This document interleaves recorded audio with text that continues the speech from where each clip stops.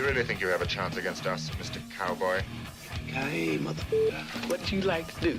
Oh, I don't know. Play chess. Screw. Well, let's play chess. They give off to Jonathan Taylor. Jump cutting his way. Close to the goal line. He's in there. Touchdown. I-N-D-Y. Jonathan Taylor. Wheeler finds Quan from the logo. Here's Halliburton into the front court.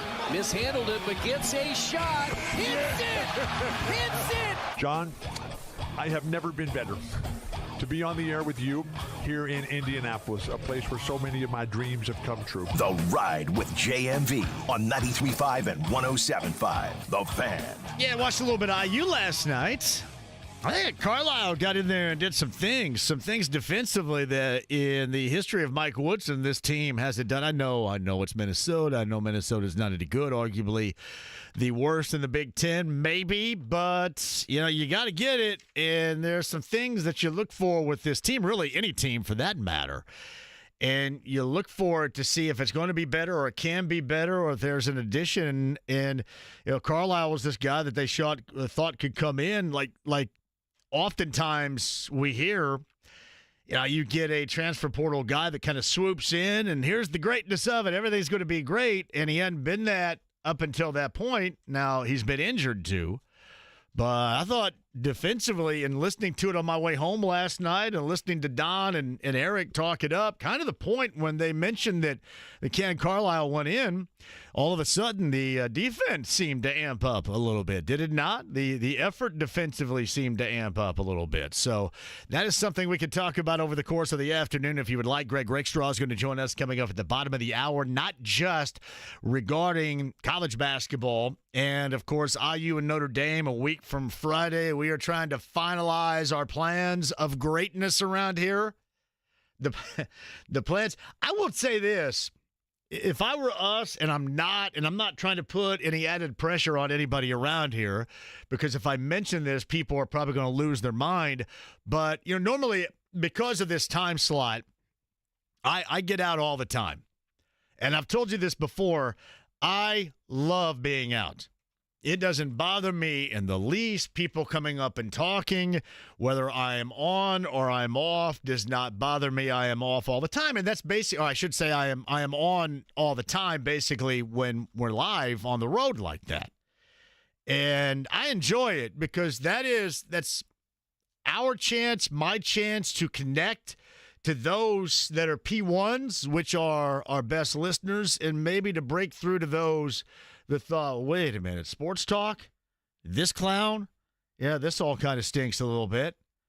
And then you see us out and you go, all right, that's a good time. But leading up to it, I don't know about anybody else. I wouldn't mind to have every show out someplace. I think that would be a hell of a time. Now, it's awkward, obviously, for the morning show because of that. Now, you have to go to a breakfast place, but hell, I'd go to a breakfast place, whatever. Go to a breakfast place here locally. They got 1,000 of them, like a new one opens someplace, some Rise and Shine or, some new place. It all used to be like Waffle House and Denny's. And now you've got, Lincoln Square and Rise and Shine, all that. I'd do a little breakfast with the fellas to get you set for that. It may not turn out to be what we're making it out to be right now. And I've said this before. I talk about having the morning show out, having Jake out someplace in the midday. I'm obviously going to be out on a Friday someplace on a Bud Light Blue Friday. And I've mentioned this before. When we get head over heels in love with something and you so highly anticipate it, as mostly everybody is doing regarding IU and Notre Dame. I've said this before, oftentimes, and this is not the Schleprock viewpoint of it. This is just what I have gathered in history, that when we get all amped up for something, normally it does not live up to, and it's impossible to, because we just talk about it to no end. That's one thing sports talk radio can do. And that's one thing Sports Talk Radio can do with 9 hours of live, and you guys are incredibly fortunate to have 9 hours live around here. You imagine the other jackassery you'd be forced to listen to if you did? I mean, maybe you do anyway right now, but crap that nobody cares about what you care about around here except for us. I've said that over and over again. Nobody cares about the same things you care about like we do because we are you. It's the way that it is. But normally you get amped up for a situation like that, and it just doesn't live up to the expectations. That true? And I'm hoping this is not the case. I am hoping this is as fully as advertised. And here's how you'll know if you're me. How you'll know if you're me is this thing happens as a standalone on a Friday night. A standalone a week from this Friday. And if I am regretful that I don't have a show the next day on a Saturday, that's how you're going to know it lived up to expectations. Yeah, otherwise, then you start to mix it in with the other stuff that's going on, the Colts stuff that obviously is going to happen to end that weekend. And if it gets lost in the shuffle, then it doesn't live up to it. And I don't know, maybe that's becoming a rarity. Maybe we look at things differently now because we're so inundated, basically able to watch anything that we want to watch, sports-wise. But I really want this to live up to the expectations. And you have to think about it from this standpoint, too. How many things have lived up to the expectations? How many things out there have for you here recently? Actually, doesn't even have to be recently. You can go back a number of years. When's the last time the Colts lived up to expectations for you? I'm not suggesting that we don't oftentimes have really out-of-this-world expectations that can't possibly be met, but listen, we've been living in the world of NFL mediocrity around here forever, so how hard would it be? At least one time to stir up a little bit of magic for people. I mean, hell, the Pacers, that's what it's going to end up looking like with the Pacers if their ass isn't careful here. Yeah. Remember that time when everything went right?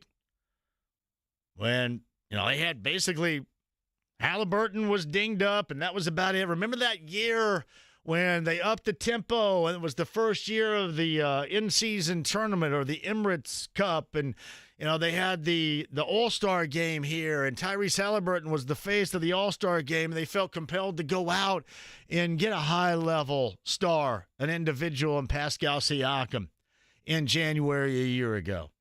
Or this past year, I should say, in this case. And we can look back on this Pacer season and go, yeah, you know what? It was kind of like a comet here. There is no real longevity to it. Yesterday when I brought up and getting all over them for that performance against Charlotte at home on Sunday, and I don't care what anybody says. I don't care what anybody's opinion is. We had every right to get all over them for that performance. I don't give a damn how long the season is. Doesn't matter. A performance like that cannot be tolerated. Just can't. I don't care what time of year that it is, especially given the circumstances of this team so far this year, because what happens is all of a sudden that starts looking like who you are, not just an anomaly of the situation or an anomaly of the seasons. Well, you got these situations. Really, your guy, you don't have your guys. Well, Charlotte didn't either. Well, I mean, you've been on the road through Chicago. Well, Charlotte had played the day before, the afternoon before. But if you're not careful, if you're the Pacers, you start looking like just one of those incredibly fortunate, rabbit's foot, big-time lucky seasons of a year ago. And that's really what's going to stink out of all this, if this is who they are, if this is who they turn out to be. Because I think we all felt, and me, I lead the charge on it too. I've said this all the time. I wouldn't care as much if I didn't like these guys as much as I do. I wouldn't care as much. Whatever. Yeah, Kevin Bowen can bring back the old saying of entertaining losses again. Seriously. But I like these guys. I want to see these guys be able to put something long-lasting together. I love the way that they built it. I love the people that build it. I love the people around the organization. So it's tough love that we're giving them right now, or should be giving them. But it's going to be an absolute mess if this thing is not just a swing and a miss this season, but a swing and a miss in theory on how they're building this team in general. If last year was just a year of great fortune and things, quote, falling their way, because, again, when was the last time something fell your way around here? When was the last time that something lived up to expectations?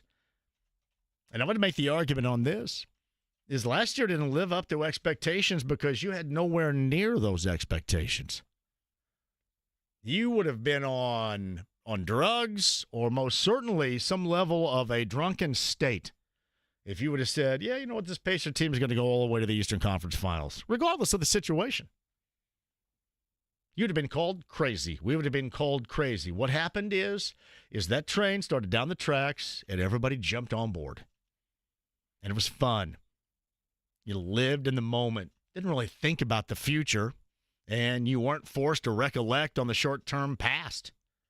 You weren't forced into thinking about entertaining losses and where you were going to draft and who was going to be your lottery selection and how you were building and how you did this and how you had leverage in terms of the salary cap or any of that BS. You were just kind of living in the moment of a team that surprised, if not shocked, a lot of people. And it made you feel good. But you also want a little longevity of this.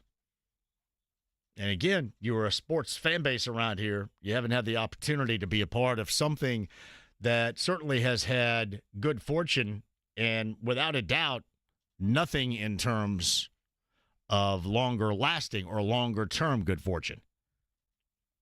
So getting back to that game a week from Friday night, hopefully it lives up to expectations because, simply put, a lot of things around here have not lived up to expectations over the years.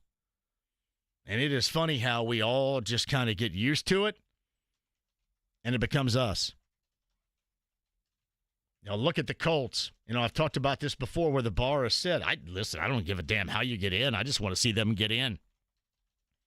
Everybody says, well, you don't think that Anthony Richardson's a long-term quarterback. Well, nothing consistently has told me he's going to be, but I sure as hell hope so because the alternative's a disaster. Well, you're the Miles Turner guy. Miles Turner's the guy that's got to go. You got to get rid of Miles Turner. His time has come. Listen, Miles Turner is the least of your Pacer issues right now.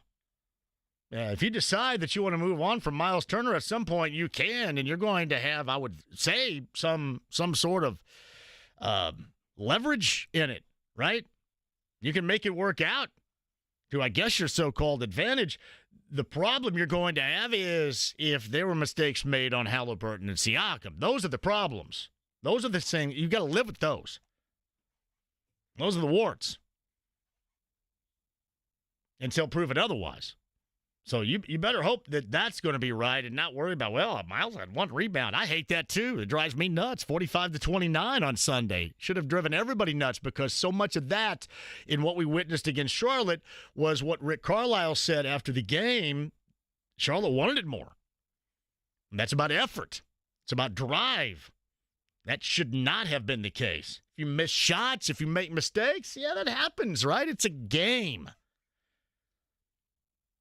But to be outdone, to be outplayed, to be out everything by a team that had really little to nothing to gain and a bunch of dudes nobody's really ever heard of, with the exception of Brandon Miller, coming off the second of a back-to-back. That's where the embarrassing part is coming into focus, and that's what we talked about yesterday. But again, getting back to it, living up to expectations has been, regardless of talking about teams or situations, it has been difficult to come by around here. So here's hoping that IU Notre Dame game can live up to the expectations. Basically, you have a week and a half to talk junk to one another. Yeah, I know. IU fans fully know their history in football, and they completely understand the history of Notre Dame football. And you can make fun of Notre Dame if you want. I called it the University of Southern Michigan. Great. It'll make it more fun, but you want to make sure that this bad boy lives up to the expectations. And hopefully he can. In a week and a half. So, yeah, again, getting back to my point, I'd love to see every show out on that Friday. I think that'd be fun. You got to really soak this bad boy up, don't you, a little bit? Got a busy show for you. We'll talk about that and more. Greg Rakestraw coming up at the bottom of the hour. I can't really get into it. I can't say until they say it's time for me to say something. But I will say there's going to be something that you really like in terms of sports that will pop in the not-so-distant future. And this show and, giveaway-wise will be a part of it. And I'll let you know. Hopefully by Friday I can let you know. Like today would be great, but I made a promise that I wouldn't say anything. So I won't. And I know it's tough. They call it around here an embargo, James. I'm embargoed. And I had to look that up, and I still don't know if I completely understand what it means. Embargoed. I am under an embargo. Can you look up the proper definition of embargo? But that's where I am with that. But hopefully I'm going to have some good, fun news for you. James, define embargo for us, please. An order of a government prohibiting the departure of commercial ships from its ports. That is not what I mean. It's also a legal prohibition on commerce, or a stoppage or impediment prohibition. Does it say anywhere along the lines of definition that you keep your stinking trap shut about something that you're not supposed to talk about until it happens? That might be one of the other Greene ones. County definition right there of embargo. But I'll have something for you, hopefully coming up later on this week as well. Brandon Stokley is going to join us in the 4 o'clock hour, longtime radio talk show host in Denver. Of course, he was a part of the good old days and one incredible offensive season here. And he covers the Broncos, has for a long period of time. Brandon Stokley is going to join us coming up at 4 o'clock today. And we'll talk about the matchup, which is, yes, must win. It wouldn't be must win, maybe. I'd probably still coin it as must win. But had they taken care of the other must wins where everybody makes fun of me because I coined them must wins early in the season, then maybe you wouldn't be exactly in the spot in which you are. But let's just face it. The Colts gotta have it coming up on Sunday, and Stokley can get a good break. I think I've got a pretty good feel for the Broncos, especially defensively. But what I'm curious about, because around here you are chasing down the thoughts of whether or not Anthony Richardson is and will be or isn't and won't. I'm curious about what they think regarding Bo Nix in Denver. They waited a little bit. Now, he was, I want to say, an afterthought, but in terms of a lot of those selected this past, he was an afterthought, right? What they think about Bo Nix, and especially recently when Sean Payton clearly has turned him loose a little bit more. And then the offensive output around him. So, yeah, the defense is something we've gotten into. And we can do that with Brandon as well. But I want to know a little bit more about the feel of the offense and what they think about that team in Denver going on right now. That is a big damn deal coming up on Sunday. Hey, by the way, too, Joe's Grill, Castleton. I talked to Nally a little bit earlier today. The annual chili cook-off is happening up there to benefit Peyton Manning's Children's Hospital. I think around 12 or 12:30 or so it gets underway. Now, the issue that I have, I'm going to go there first, and I'd love to be able to do the Colts pregame huddle live from there, but I imagine I'd have to come back down here. But I am going to be a part of it, and I will go up to Joe's Grill in Castleton to be a part of it, and then, watch the Colts and the Broncos afterwards too. But I would invite you to show up on Sunday for the chili cook-off. If you have an entry, that would be fantastic. But Nally and the gang up there, they donate every year with this event a lot of money to Peyton Manning's Children's Hospital, and we'll do that coming up again this Sunday, which should be an absolute blast. And then watch the game up there as well. So if you would like to join me, join us for a great cause, that's Joe's Grill in Castleton coming up on Sunday. And a must-win situation for the Colts on the road in Denver. So we'll talk to Brandon Stokley about that game coming up here in the 4 o'clock hour. And the head coach of the Boilermakers, Matt Painter, I thought the second half against Maryland is what you want to see. Maryland's a talented team.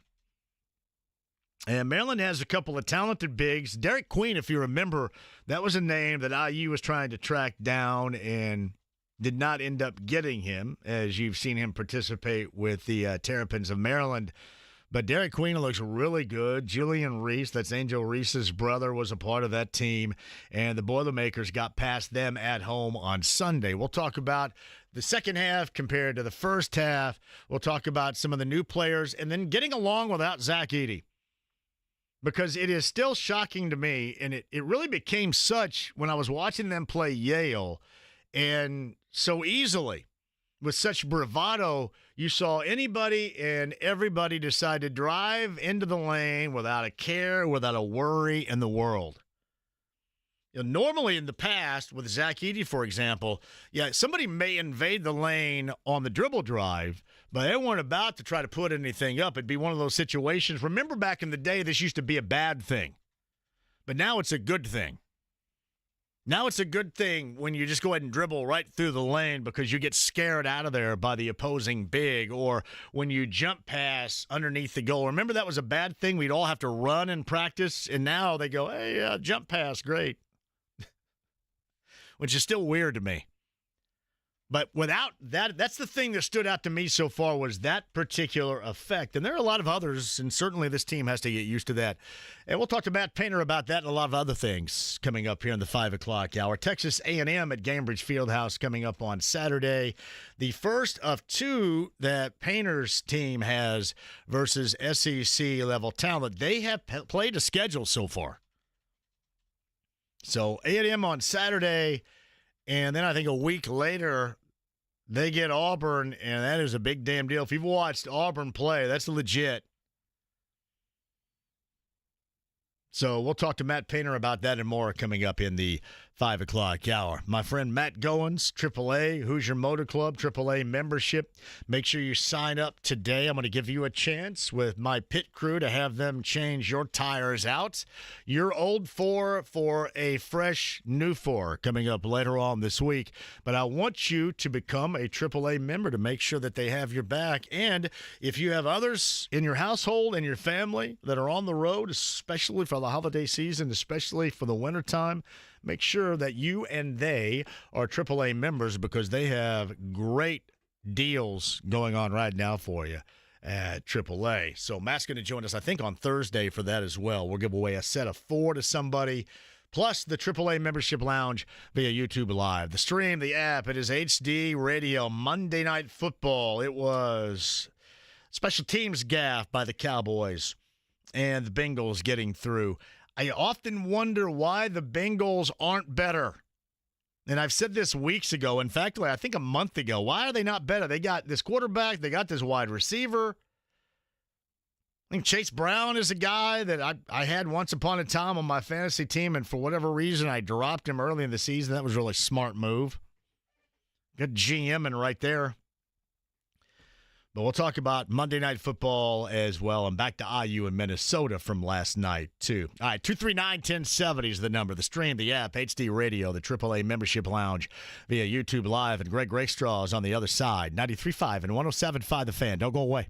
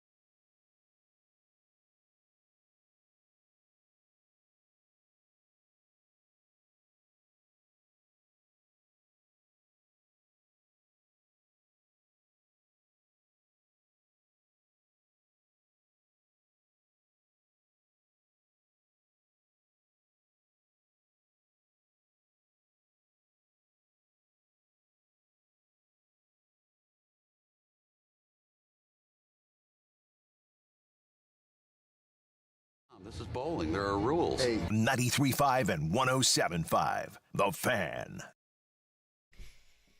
And Matt Painter, the head coach of the Boilermakers, 5 o'clock hour. You will not want to miss it. Brandon Stokley, the former Colts wide receiver. Radio show host. In fact, I think he's on right now in Denver, is he not? I think. Did you get Philip Lindsay, too? Philip Lindsay's a part of that station as well. He had more than a cup of coffee here for the Colts once upon a time. And he joins us Thursday, I think, is Lindsay, correct? Thursday at 3:30. Gotcha. Spiro later on this week of CBS. Friday at 4:30. Friday for Spiro. And Miles Price, IU football wide receiver, joins us coming up on tomorrow's show. Miles, did I say Miles Price? Every time I say Miles Price, I'm thinking, did I say Miles Rice? Because he's on the basketball team. Yeah, Miles Price, the wide receiver, transfer in from Texas Tech, who has been a part of a very active, very productive wide receiving core for IU this season. One of the top 12 in that playoff. The Hoosiers a week from Friday on the road in southern Michigan. Meantime, with the Andy Moore Automotive Group hotline, he is a friend of the show. He is our guy, Greg Rakestraw. Hello, Greg. Hello, sir. How are you? How are you sizing up IU and the University of Southern Michigan coming up a week from Friday? I think it's remarkable. The line that I have most often used about this IU football season, John, probably said it on this show. It's kind of like that line from Gene Hackman and Hoosiers right before they made the state finals. Yeah. He said the thought of us going to Hinkle's or the Butler Fieldhouse back then would have been like me and you going to the moon. I mean, it's one thing for Kurt Signetti in his first kind of public appearance a year ago to say not only does Purdue suck, but Ohio State and Michigan does too. But nobody outside of he and his staff, and I'm sure they thought it was possible, to be playing in the college football playoff. And then for it to happen within the state lines and against Notre Dame, a school that you've not even been in the same orbit as in terms of college football, this is not a dream scenario because nobody would have ever dreamed of something like this, John. No, it's great. I said this earlier, and I'm not at all trying to pop anybody's balloon at all, because I want this thing to live up to every single expectation. However, oftentimes around here, and I think we see this probably more than just around here, but we'll focus in around here. When you tag something with expectations, it no longer becomes reasonable for whatever event, whatever team to live up to it. So we need to see a not-so-subtle change, I think, a week from Friday, don't we? Well, to some degree, yes, but you know what? I think you get to live in the experience in the afterglow all season long, no matter how this works for Indiana. Next year it changes. Next year we go into the season thinking, okay, can you replicate or even top what you did the year before? This is all the wonderful, I can't believe this is happening. Can you believe we're here? Can you believe that Indiana gets to play in the first game of the history of the 12-team college football playoff format? Indiana is in the first freaking game they're having of this. We've been talking about this like 40 years about doing something like this, and Indiana's playing in the game. We get to have that experience the first time around. Expectations change next year, John. Yeah, it is incredible. How do you size up the matchup itself, the good and the bad from both sides of the football with the two teams? You know, I think for Indiana, whomever they are playing against, unless they had some up and matched up with SMU, maybe you'd say the same about Arizona State or Boise State. You know, you would probably give the athleticism advantage to the other team. So is Indiana rightly an underdog at Notre Dame? Yeah, and there's no problem with that whatsoever. But again, I think it's a more competitive playing field than if you were playing a Georgia or a Tennessee or a Texas and doing so in their building. There's going to be Indiana fans in the building. I joked earlier today it's going to look like a giant fruitcake with specks of green and red throughout it on Friday night. So Notre Dame will be the favorite. I think IU can hang in this game, John. I really do. So Greg Rakestraw, he's on the Andy Moore Automotive Group hotline. That coming up a week from Friday as a standalone, the first game underway in that 12-team playoff that they have going for the first time this season in college football. I want to get your thoughts on last night. I thought Ken Carlisle when he went in, gave IU's basketball team a much-needed lift defensively because it was like up and down the floor, little to no resistance on both sides. And when he came in, it seemed like the defense got clamped down a little bit more. I'm just happy that IU looked like a competent basketball team against maybe not one of the better teams in the Big Ten, but frankly, that's how you're supposed to look. That's how we thought that this Indiana team was going to look at some point in time. So, you haven't seen that on an every night basis. Obviously, we haven't seen that enough. And again, there's not been enough quality competition. The ones you have played have kind of handed you your lunch so far. So that was kind of the common refrain if you were watching along with social media last night of, hey, this is what I expected. Yes, I was of the same variety. Now the question is, can you go do it again?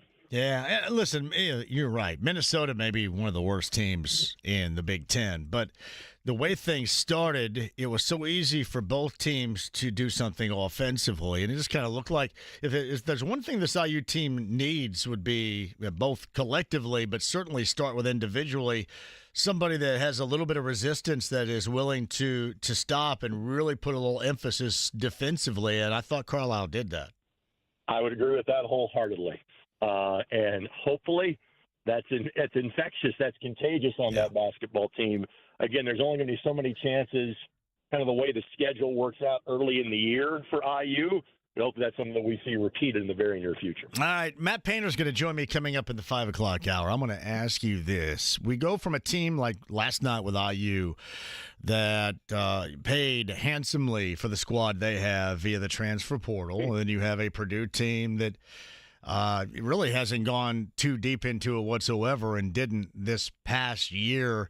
Is that philosophy going to be able to hold true as we go year after year during this transfer portal and NIL era in college basketball especially? I'm sure there will be a point where Purdue goes more heavily into it, and I'm sure that the Purdue kids, this isn't like Army or Navy. I guarantee you they're being paid. They just had success from building from within and recruiting from within.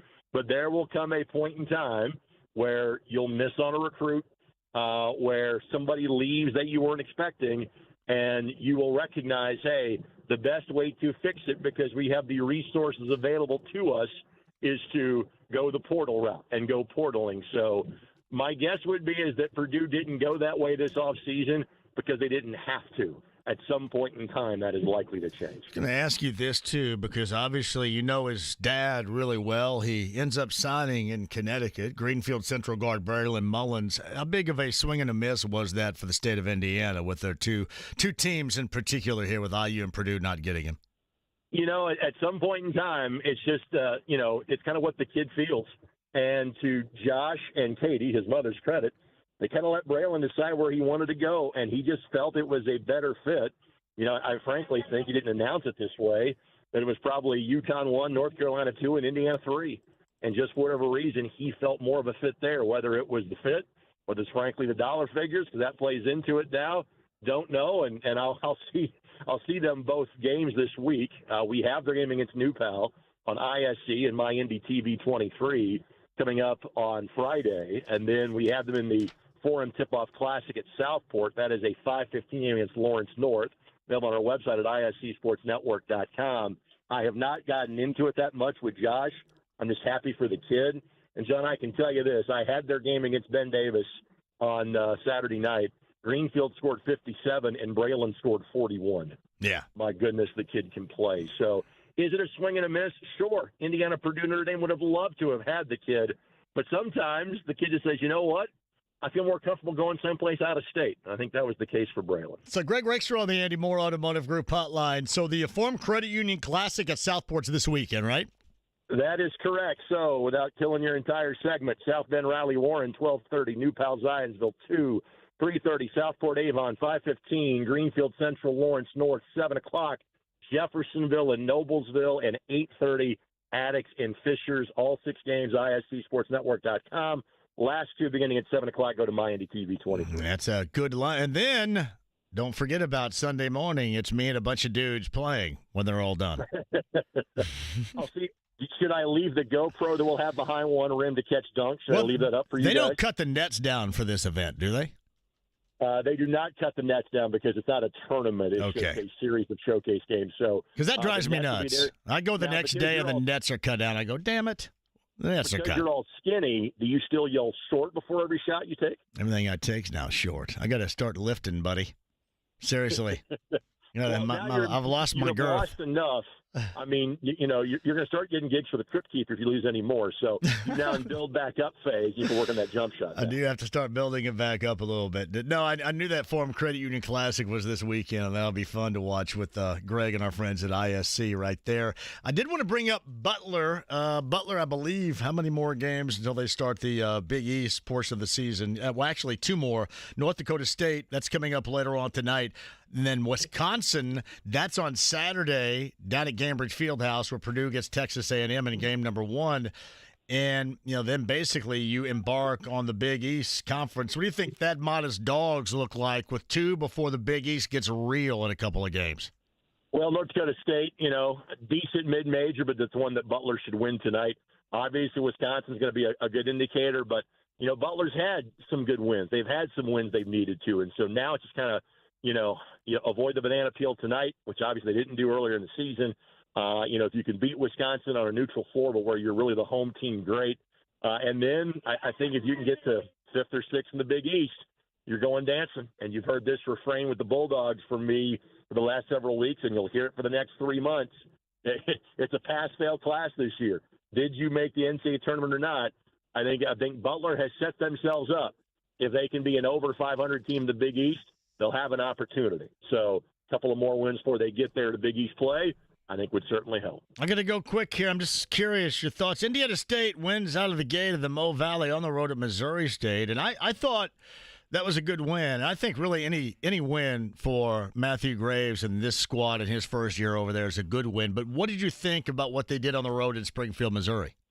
Road wins are hard to come by, and while the Valley is probably a better league top to bottom than the Horizon League, because I know the Horizon like the back of my hand. I'm going to use an example from the first 2 dates of conference that I give you an example of how important that win was in Springfield for Indiana State. After 2 games worth of Horizon League play, after the first date, the 5 home teams all won the game. After the second date, only 3 teams were unbeaten in league play. Only one of them was 2-0.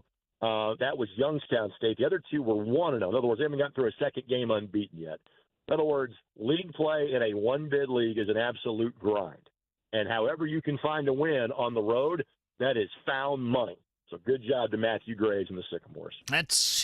I'm glad to see it too. I hope there's more to come, but it's tough to get everybody together like that on the same page. And by the way, do you want to carpool? I am doing the home games next week. So I will have the Wednesday night game. You're a little busy doing the radio show. You'll be over there a little bit early. However, I know this is a date you've marked in your calendar. I'm doing the Saturday matinee against the artist formerly known as St. Louis College of Pharmacy on December the 21st. Would you like to go with me, sir? I might do that. It's not St. Louis with Josh Schertz, right? It's the College of Pharmacy. No, it's just the Pharmatech kids. No, it is I believe it's now University Health and Science Pharmaceuticals or something like that.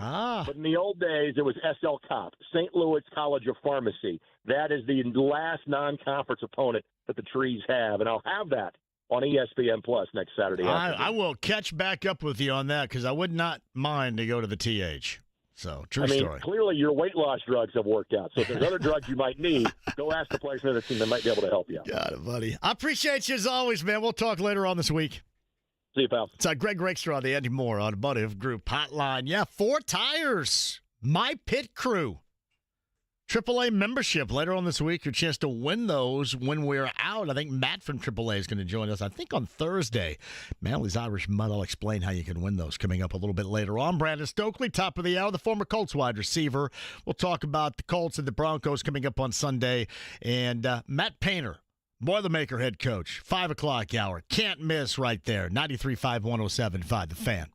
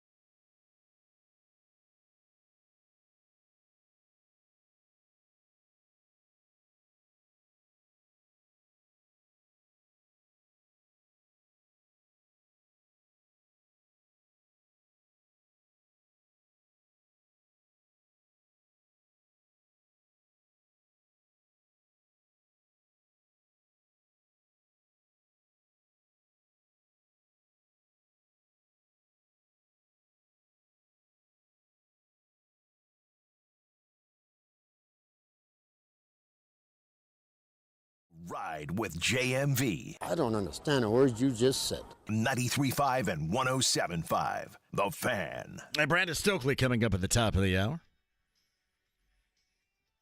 Are you bringing me Echo and the Bunnymen right here? This is called Bring On the Dancing Horses. Great. From Echo and the Bunnymen, James. So, somebody just asked me, I went to Fox 59 yesterday and shot a segment with Indy Style with Jillian and Ryan and Thomas from Premier Weight Loss. And while I was there, I was hanging out in the sports office where there was nobody in the sports office. So I got to Hagen's desk and made some modifications to his desk. And he found the modifications, James, apparently. I don't know if he worked yesterday, but I just I got the responses from him just now. One was written on a napkin, high AC, from which was good. I went around, and this is probably the 12-year-old, and I can't help myself in me. I went around on his daily calendar, his desktop calendar, and on the 20th of December, there was nothing there, so I wrote next to it, sleep alone. Mm-hmm. And he had a lot of off days. Mm-hmm. So it said off. And I wrote Jack above all of them. Is that way too 12-year-oldish right there? It probably is, right? I mean, I laughed at it, so. Yeah. So I made some modifications to his desktop. I was really proud of that, too. It is 12-year-old. But I was extremely proud of it. And evidently, those modifications were uncovered today by Hagen. So I'm assuming later on this week, Thursday, Friday, whatever, we'll hear a little bit more about that. Not much of a response, but a little bit more about that. 239-1070 is the number. I mentioned Brandon Stokley, top of the hour. Matt Painter coming up after 5. Bob is on here up first today. Bob, go ahead. JMV, I guarantee you learned all those jack-off things from Jason Stomp. Yes, I did.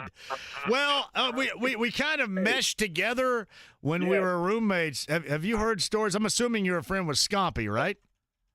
Well, yeah, I played Little League Baseball with him. It's Bob Denton. No, I'm sorry. It's Bob Denton. Yes, you did. Okay.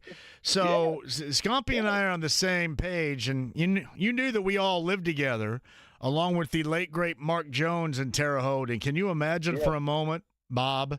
I mean, you lived in the East Lansing, and you had a great Can you imagine for a moment living with all of us? It was incredible.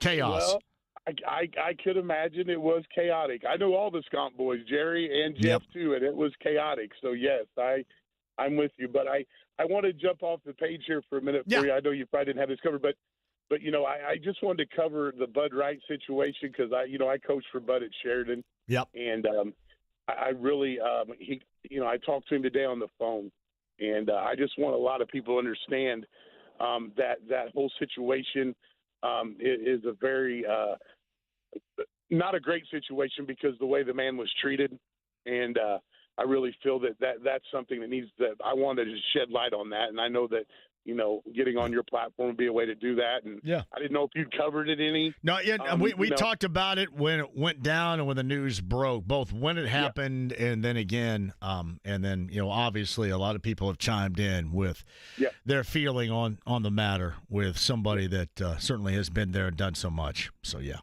Yeah, it's one of those things where it touches home for me because I got a couple of state championship rings from him, and he gave me a chance to get back into high school coaching. He did. I was out of the game for about 5 years, and I just want people to understand what type of individual he was, and I just feel that he was really slighted not to go out on his own terms is what I'm getting at. Yeah. And, I just wanted to voice my opinion. And you got it. And well, it's good to hear from you, Bob, because I haven't heard from you in a while, man. Give my best to all the former Arties.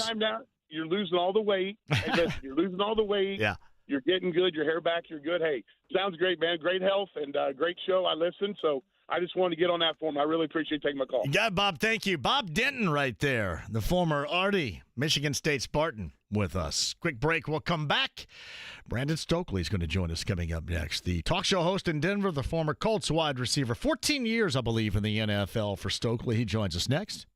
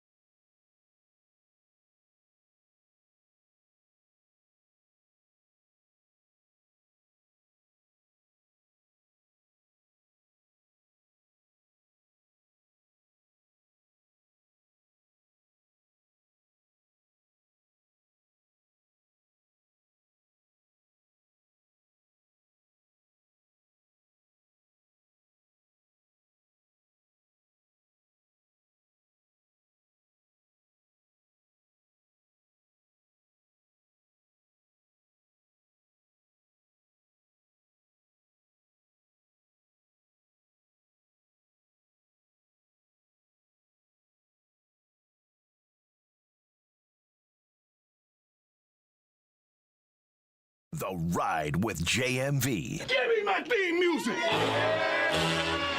93.5 and 107.5. The Fan. Hey, welcome back. Greg Rakestraw a little bit earlier, podcast 1075thefan.com. Matt Painter, head coach of the Boilermakers, coming up in the 5 o'clock hour. You will not want to miss that. Miles Price, IU football wide receiver. We'll talk IU Notre Dame coming up a week from Friday in South Bend with Miles, Texas Tech transfer coming up here on tomorrow's show as well. So we got a lot lined up for you later on in the week. Large City Bourbon Locks, Luna Azul Tequila Shots Thursday. That's at Manly's Irish Mutt, 10th and Shadeland. And then the legendary Slippery Noodle on a Bud Light Blue Friday coming up on Friday. Meantime, at the Andy Moore Automotive Group hotline, you remember him well, especially 2004, over 1,000 yards receiving here in Indy, 102 targets, 68 receptions. It was a hell of an offensive year. The 15-year, two-time Super Bowl champion wide receiver who staked out for a long period of time in Denver now, a talk show host on The Fan. Let's welcome back to Indy Brandon Stokley with us now. Hey, Brandon, thank you for the time. How are you? I'm doing great, John. Thank you for having me. I still have vivid memories of the seasons you were here, especially the aforementioned 2004 with the numbers that you put up. That is dreaming a little dream. I call it the golden era for a reason around here, Brandon.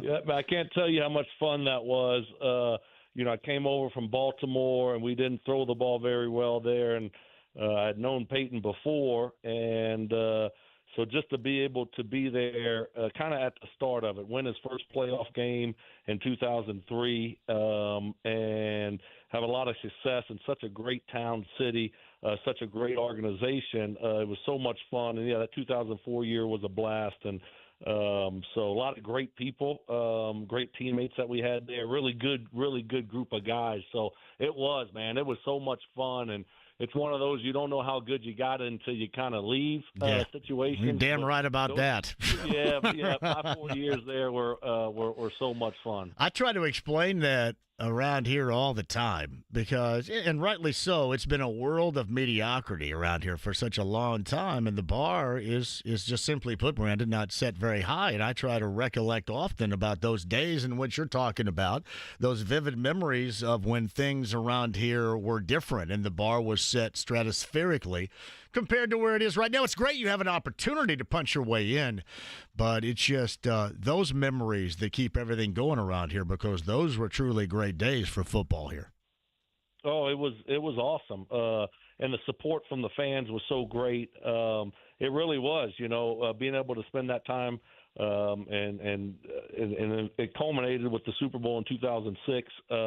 And then it just kept going, but being around Peyton for the 4 years and seeing how he worked and, he set the bar. It wasn't, from Tony Dungy or any other coaches. It was Peyton Manning. He set that bar and that level of excellence and commitment every single day that he walked into the building. And, it's one of those that, he's once in a lifetime type of player. So it's a hard thing to do. And I'm over here in Denver, like you said, and it's the same thing here with Broncos fans. They had it so good for so long. You had John Elway, and then you had the 1 year with Tebow, and you had some couple good years with Cutler, and then all of a sudden you go get Peyton Manning, and you have this great 4-year run, and then now since 2015, once Peyton left, they haven't been to the playoffs, and it's hard. It's hard to be successful. It's hard to find a great quarterback, and so the Broncos, being around and being here in Denver, it's kind of the same type of feeling. And now the thought and the hope here is that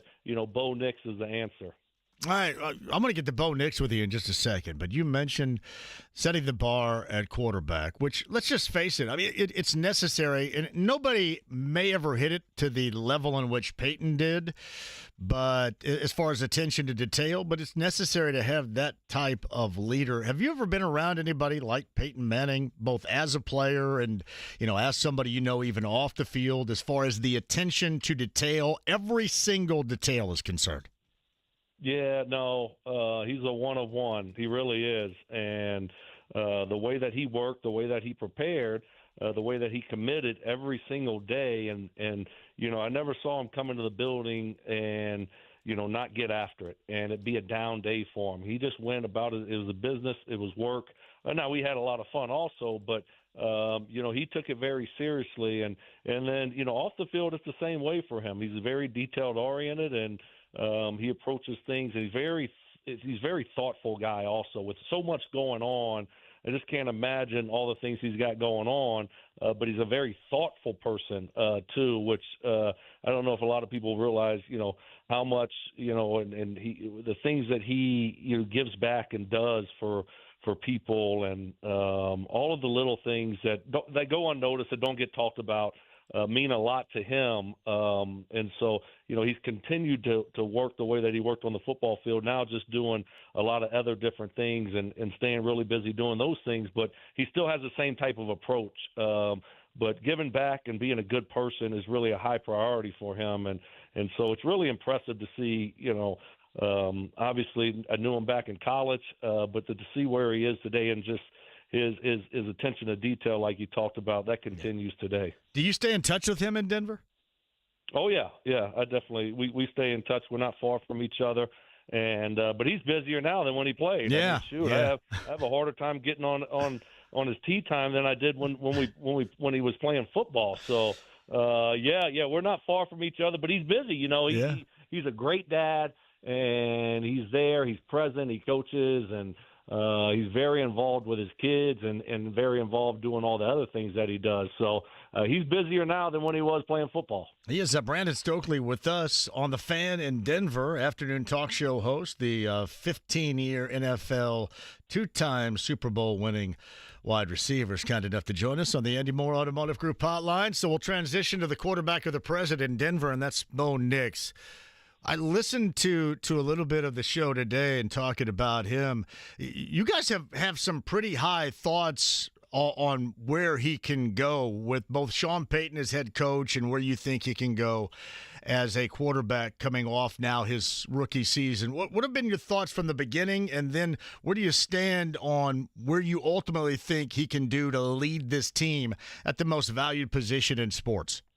Yeah, well, first off, it's one of those things where you haven't had a quarterback since Peyton left here, and it's been every year, every other year looking for a quarterback, whether it be a first-round draft pick in Paxton Lynch, it'd be a later-round draft pick, it'd be free agent, veteran quarterbacks, and none of them have worked out. And so, there's a thirst, starving over here, and to find that next quarterback. And obviously when they drafted Bo 12th overall, there was a lot of optimism and hope surrounding that pick, and the guy's just lived up to it. He really has. And it hasn't been perfect, but he has progressed. He's gotten better and better. He's a competitor, and he's got a great coach, right?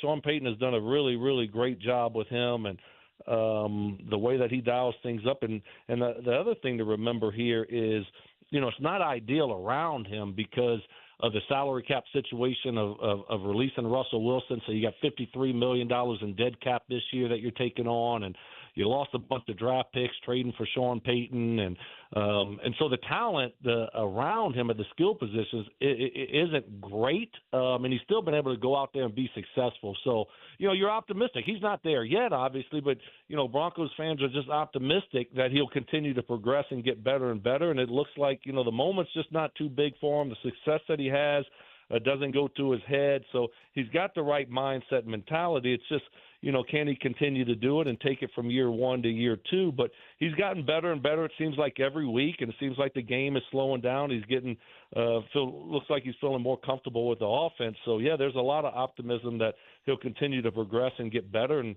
he'll be the next quarterback around here for the next decade. He is Brandon Stokley on the Andy Moore Automotive Group hotline. Did you envision him being like this, or maybe better said, did you envision this team being like they have been so far this year? Absolutely not. No way. No. I thought they might win 6 games if they were lucky. And it might. I thought it might have been a tough season where it could have been a 3 or 4 win team. You're trying to develop a young quarterback. That's a hard thing to do. And like I said, there's not a lot of great talent around him at the skill positions, and the defense is a no-name defense. They got 1 first-round pick on the defense, Pat Surtain, and that's it. Name me a couple guys on that defense. You just can't do it. It's hard to do. Well, I can give you a couple of guys I'd like to have right now. There's no doubt about that. Yeah.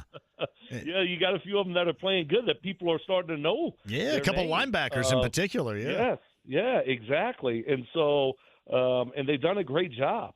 They're kind of the no-name defense there, but no, certainly never saw the success happening this quick, this fast this year, and they've just been competitive, and they found different ways to win football games, and it's been impressive. I never thought they would be in the playoff picture 13 games into the season, and that's a testament to those coaches, but also to the players for believing. Brandon Stokley with us. You look at it is a must-win for the Colts on Sunday. Do you view it the same for the Broncos, considering the final 3 games that they have after this Colts matchup on Sunday? Because obviously the strength of schedule amps up here down the stretch. Yeah, it probably is. You got the Chargers, then you got the Bengals, and then you got the Chiefs to finish it off. And who knows if the Chiefs will be playing their players. You might get a lucky one there.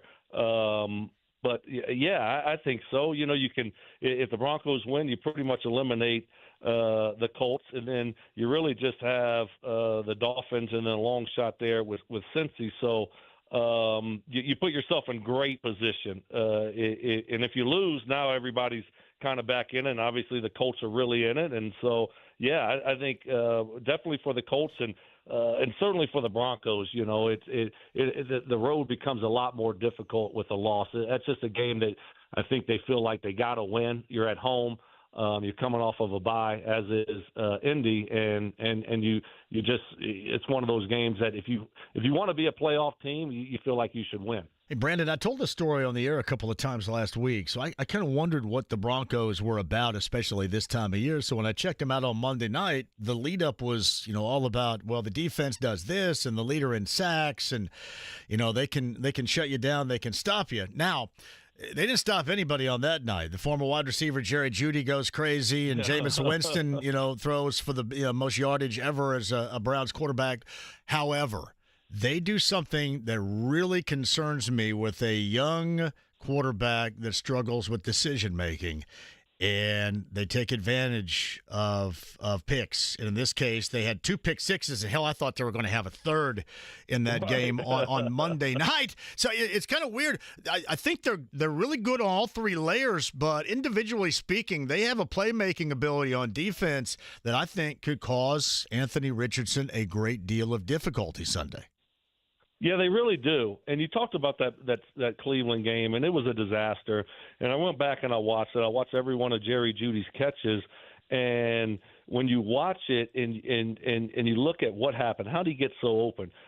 Most of those catches, I think he had 8 or 9 catches, something like that. Most of those catches were against zone coverage where guys were just blowing coverages and leaving him wide open. And then there was one, the 70-yard touchdown, where they played cover 0, no help, man-to-man, and the defensive back had bad technique, bad leverage, and they burned them on that one. And so playing with a backup cornerback at the time because Riley Moss was hurt, and that got exposed a little bit. So it was more, when I watched, it was more self-inflicted stuff for the Broncos that day. But certainly they've done a great job of getting after the quarterback, putting pressure on the quarterback, getting sacks, getting hits, and that makes that quarterback throw the ball a little bit quicker than they want to. So they've done a great job all year. Cleveland game, Baltimore game were a couple of hiccups along the road there, but yeah, they've been great. And I watched Anthony Richardson yesterday. Went back and watched that Patriots game, and you see some of the things that I think they need to continue to do, and how if they want to be successful against the Broncos, what they need to do, and that's the RPO stuff, the run game stuff with him and Jonathan Taylor, and just try to shorten the game a little bit, frustrate the Broncos defense, maybe wear them out a little bit. That's something I think they can go to because he is. I mean, he's a big quarterback that can run. Then you got the running back, Jonathan Taylor, who obviously is a great running back. And you do have some playmakers on the outside. It seems like they've had a lot of drops this year. They've had some unlucky penalties along the way, too, with some pass interferences and offensive pass interferences that maybe shouldn't have been called. They like to run some pick plays at you. There's no doubt. Yes, right. Yes, Yeah, right. Exactly. Yeah. and they've gotten called for him. My man Reggie needs to do a better job of coaching that up. Maybe I'll give him a pointer next time I see him about how to sell that and not get called for it. I never got called for an offensive pass interference when it came to the pick plays. That's all I did was get Reggie and Marvin open at those pick plays, right? I never got called for that. Never. And so, but I think get back to that. Just continue to run the football, right, and use him as a weapon in the run game. And you saw them do that on that last drive, and him convert a couple big fourth downs and score and make that 2-point conversion. So I think that probably should be their game plan against Denver, and try to get that run game going and wear them out a little bit. He is Brandon Stokley, former Colts wide receiver, a longtime radio talk show host, Sports-Wise at The Fan in Denver's on the Andy Moore Automotive Group hotline. I would invite you to that if you want to see a difference, I don't know so much if the difference is in how Anthony Richardson handles things, for example, after the reboot or after the punishment, the 2-game benching that he had. I think more of the difference here is the play calling. And here's why. I think they utilize him more with his wheels, but they were apprehensive prior to his benching. They didn't want to get him injured. It was kind of like he was in bubble wrap or a glass case. I think now they use him more in terms of, Brandon, why they drafted him, and what they saw when they drafted him number 4 overall was, all right, he's going to run, and we're going to put him in those RPOs, and we're not going to be afraid. He's not going to be a drop-back passer. Seems like they've been more wide open, has Shane Steichen, to be able to use him in the form and the matter in which they drafted him and not try to protect him as it seemed they did earlier this season. Yeah, I think you could understand it, right? He got hurt his rookie year, taking a big shot. And looked like he got banged up a couple times earlier in the year. And so you say, hey, okay, let's not get this guy hit. We got to try to develop this guy. He needs to be on the football field. So, let's try to keep him in the pocket, keep him out of harm's way, and stop getting those big hits, because we don't know what we have if he's in the training room and he's not playing. And so you kind of understand the reasoning of that. And then all of a sudden, after what happened, he gets benched, gets a chance to take a step back. All of a sudden, I think the coaching staff probably says, hey, the best way for this guy to develop is let him be him, right? And that's using his legs when things break down, and using his legs in the running game a little bit, and getting good matchups on the outside because teams are stacking the box to stop our running game. Let's use that to our benefit, and if he gets hurt, guess what? He just gets hurt now. But we can't keep going down the road of trying to just make him a pocket quarterback. Right now, while he develops, the best way to develop the guy is to use his legs as an advantage for us offensively and give us good looks on the outside. And I could see that being the scenario of what they looked at and why they decided maybe to start using him a little bit more running the football, because I think that's one of his biggest strengths. So, you know what, you don't want to use it, you don't want him to get hurt, but at some point you say in year 2 after the bench, you say, hey, we got to do what we got to do to try to help this guy out. You saw Lamar Jackson early in his career using his legs a lot until the game started slowing down and he started being a better thrower of the football, which you see now him running the football a lot less and less. Well, early on he used his legs. Now, he didn't have the injuries that you saw there with Anthony Richardson last year. So I think that's probably a smart play by them. And hopefully along the way the game slows down and he becomes a better pocket quarterback. Hey, Brandon, have we seen in Denver, or in this case, have you seen in Denver, they turned Bo Nix loose a little bit more? Because I will say this, it seems like he wound up and threw it pretty well on Monday night, maybe compared to how they utilized him early on in his rookie season. Yeah, the one thing about Sean Payton is he's not scared, and he is not babysitting Bo. He loves Bo. Bo is an older quarterback. I mean, he has, I think, the most starts in college football, and he played forever. And so he's got a lot of experience. He's a mature quarterback. And Sean went about this thing early on saying, here you go. We're going to run our offense, and we're going to run it. And, either you're going to succeed or not. And I thought they were doing a little bit too much early on. And their first win of the season against Tampa Bay, I mean, they just let him throw the football from the beginning of the game. They were spreading them out, throwing the football all over the place. And so, no, Sean is not trying to babysit Bo and not try to take him along slowly here. He's saying, here's my offense. Let's go. Whatever we think's the best game plan to win this week, we're going to do, whether it's throwing the ball 40, 50 times a game or, being more conservative. But it's not because he's not game planning for a rookie quarterback. It's Brandon Stokley with us, the former Colts wide receiver as well. 15 years in the NFL, 2 Super Bowl championships. Now, obviously, besides Peyton and Denver, do you keep up with anybody? And you brought up Reggie Wayne. Did you ever envision him being a coach when you were his teammate and obviously friend? No, I really didn't. Never. Yeah. And Reggie I love Reggie. You know, we're both from Louisiana. We both went to the Louisiana Sports Hall of Fame the same year. So he's one of my favorite teammates of all time. Love the guy. And no, I just never thought that he would go down that road. And so it's been fun to kind of watch him do that job and have success doing it. And seems like he really does enjoy it. And I get to see him every night. I got to see him, went back for Dallas Clark's Ring of Honor induction, so I got to hang out with him a little bit there the night, the day before, and saw him on the field the day of. And so that was it's always great to see him. He's got a great family, great parents, and but no, I mean, but the thing about Reggie was obviously a very smart wide receiver, and he worked his tail off, right? That's how he got to be who he was. And a lot of people don't remember after his first year, they're like, oh, this guy might be a bust. Picked him in the first round, didn't do a whole lot his first year. Then all of a sudden he worked his way into being a great wide receiver, a guy that should be in the Hall of Fame. And I don't know what's going on there, but they got to figure that thing out. And so he should be the next one going in for the Colts. But he worked his way to that. And oh, by the way, had one of the best wide receiver coaches ever teaching him in Clyde Christensen. So the apple doesn't fall far from the tree there. So I know those guys are working hard in that wide receiver room, and it's attention to detail. So, but it's been fun to watch him take that position and be a coach, especially at the place that we played. You get back to Cajun country very often? Not as much as I'd like, unfortunately. I'm kind of out here in Denver doing sports radio. That's a little bit different than Cajun country where you are right now. just slightly different over here. But I get back there a few times a year, and all we do is plan on where we're going to eat every meal. So this is where we're going to eat lunch and dinner on Monday. This is where we're going to eat lunch and dinner on Tuesday. So other than that, anything goes. But we got to plan our food and where we're going to eat every single day, but not as much as I'd like, unfortunately. Well, it's funny, and there's a coincidence here because last night, I swear to you, I sat at home and the movie Southern Comfort was on, and I watched it in its entirety. So with your accent right here combined with that 1981 classic, I go, holy crap, here it is right here.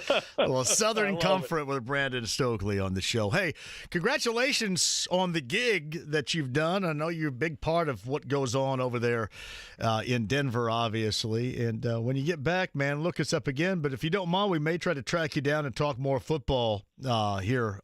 Whenever you have time to come on the show, we'd love to have you.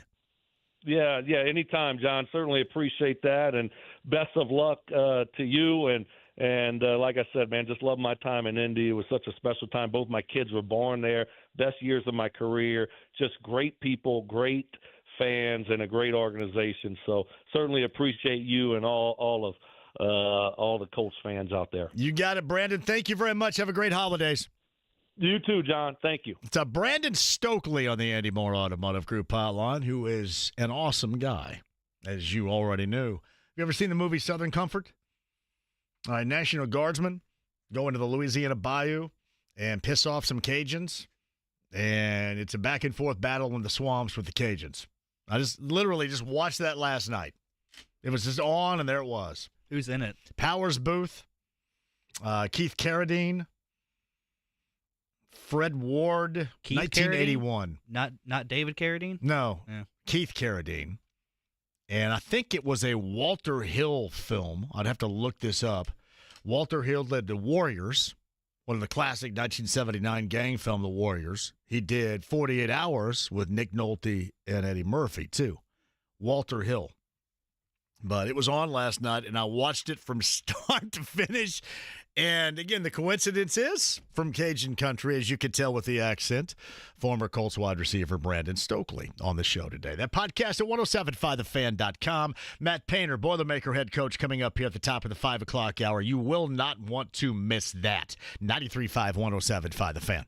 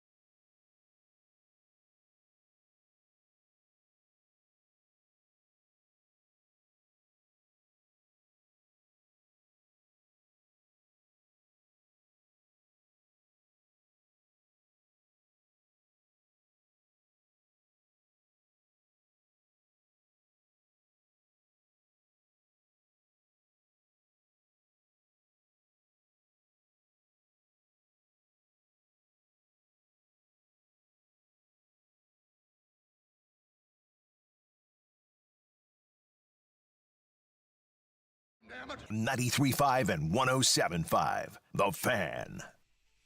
I hope you enjoyed that. This sounds like Strange Love by Depeche Mode, James. I've never seen Depeche Mode. I've seen a cover band of Depeche Mode, but never this band. Brandon Stokley was awesome. Anybody know what I'm talking about? Have anybody out there ever seen the film Southern Comfort? Am I alone thinking that it may not be a generational classic, but it's worth the time and the effort? It's pretty wild. Nobody ever seen Southern Comfort. National Guardsmen go into the Louisiana Bayou and piss off the Cajuns, and they start fighting back and forth. I know that it sounds outrageous, outlandish, but it's a film. Powers Booth. Have you seen Tombstone? I have, yes. Powers Booth was one of the red. He was, well, that guy. Is that a red sash or something like that? Is that one of those guys? His buddy was Johnny Ringo. You watch Tombstone whenever it comes? Oh, yeah, you got to watch Tombstone when it comes on. Yes. He was Curly Bill. Curly Bill. And there was, who was Ike? Ike was dirty. Ike always had dirt all over his face. That was Stephen Lang. There you go. Tombstone's awesome. Dustin Sanders says, I've drank Southern Comfort. Well done. J-Law says, yeah, I've seen Southern Comfort and drank some Southern. Everybody's had Southern Comfort before. Seriously, watch the film sometime. Thank me later for it. It entertains. Reggie Sykes digs it. Thank you, Reggie. Yeah, Brandon Stokley, podcast 1075thefan.com. Really good stuff regarding the Broncos, regarding his pastime here. Greg had written me and said, you know, it really sucks that now both Brandon Stokley and Peyton Manning more identify with Denver than they do Indy. And really, with both, and certainly Manning, that is always going to suck. That's just what happens when you pull the plug like that. It is amazing when you look back. I would invite you to look back at Stokley's numbers when he was here, and especially the 2004 season. It is some incredible stuff, to say the least. What do you think? 03 was his first year. They were 12-4. Talking about the Colts here. 04, his second year, they were 12-4. 05, 14-2. 06, 12-4. So 3 12-4s and a 14-2. That is not a bad time here, including a Super Bowl. Not a bad time at all. Anybody out there think that this franchise, this organization ever hits a mark like that again? Of consistently like that again? Or consistency, I should say. Like that again? Nah, he was really good. That podcast at 1075thefan.com. You will not want to miss. Matt Painter is going to join us coming up here at the top of the hour. Got time for some calls at 239-1070 if you so desire. Miles Price tomorrow. IU wide receiver joins us. The transfer in from Texas Tech. Had that injury, if you remember, in the Michigan game.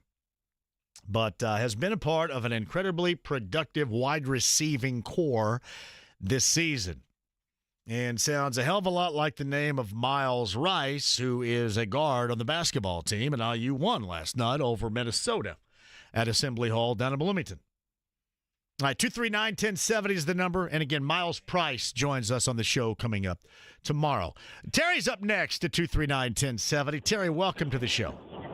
Hey, John, good to talk to you. Right hey, back at you. Brandon Stokley was the man. He was. He was the toughest wide receiver we've ever had. End of story. But the reason I called, Powers Booth. Yes. Do you know his Indianapolis connection? He, if this is what you're going for here, played the role of Jim Jones, right? In the TV movie? He did indeed. Yes, he did. Yeah. And how does that tie into Indianapolis? Jim Jones was a former Hoosier at a point in time here in Indy. Right? Was he a pastor here in Indy on the south side? He started his church here in Indy. Yeah. Was it called the People's Temple here as it was when all that, I think 1978? I'm not sure, but that happened in Guyana. Yeah. And there were 800 of them. Yes. That drank the Kool-Aid. I thought it started here, and then obviously he went to San Francisco, California, right? And then developed it even more into the occult following that he had, and then moved it to Guyana. I think near Georgetown, Guyana, in South America, and then obviously that. So. Yeah, awesome actor though, Howard. No, incredible. He was great. It's a quality movie because of the actors that are in it. No, you're 100% right. Quality movie because you've got, I mentioned Keith Carradine is a part of it. Fred Ward, T.K. Carter, who was on Saved by the Bell. I mean, hell, you don't get much better than that. Peter Coyote was in it. One of my favorites of all time, and this is, I think, how you can tell this is a Walter Hill vehicle, is because Sonny Landham was in it. Remember, Sonny Landham was in 48 Hours, right? Sonny Landham was kind of typecast, but he was also in Predator with Arnold Schwarzenegger too. Which one was he in Predator? What's that? Which one was he? He was the scout. He was Billy. Billy, yeah. Remember at the end, he threw his gun away on that big log and wanted to fight the Predator, and unfortunately, that was not the right play. That wasn't the right call.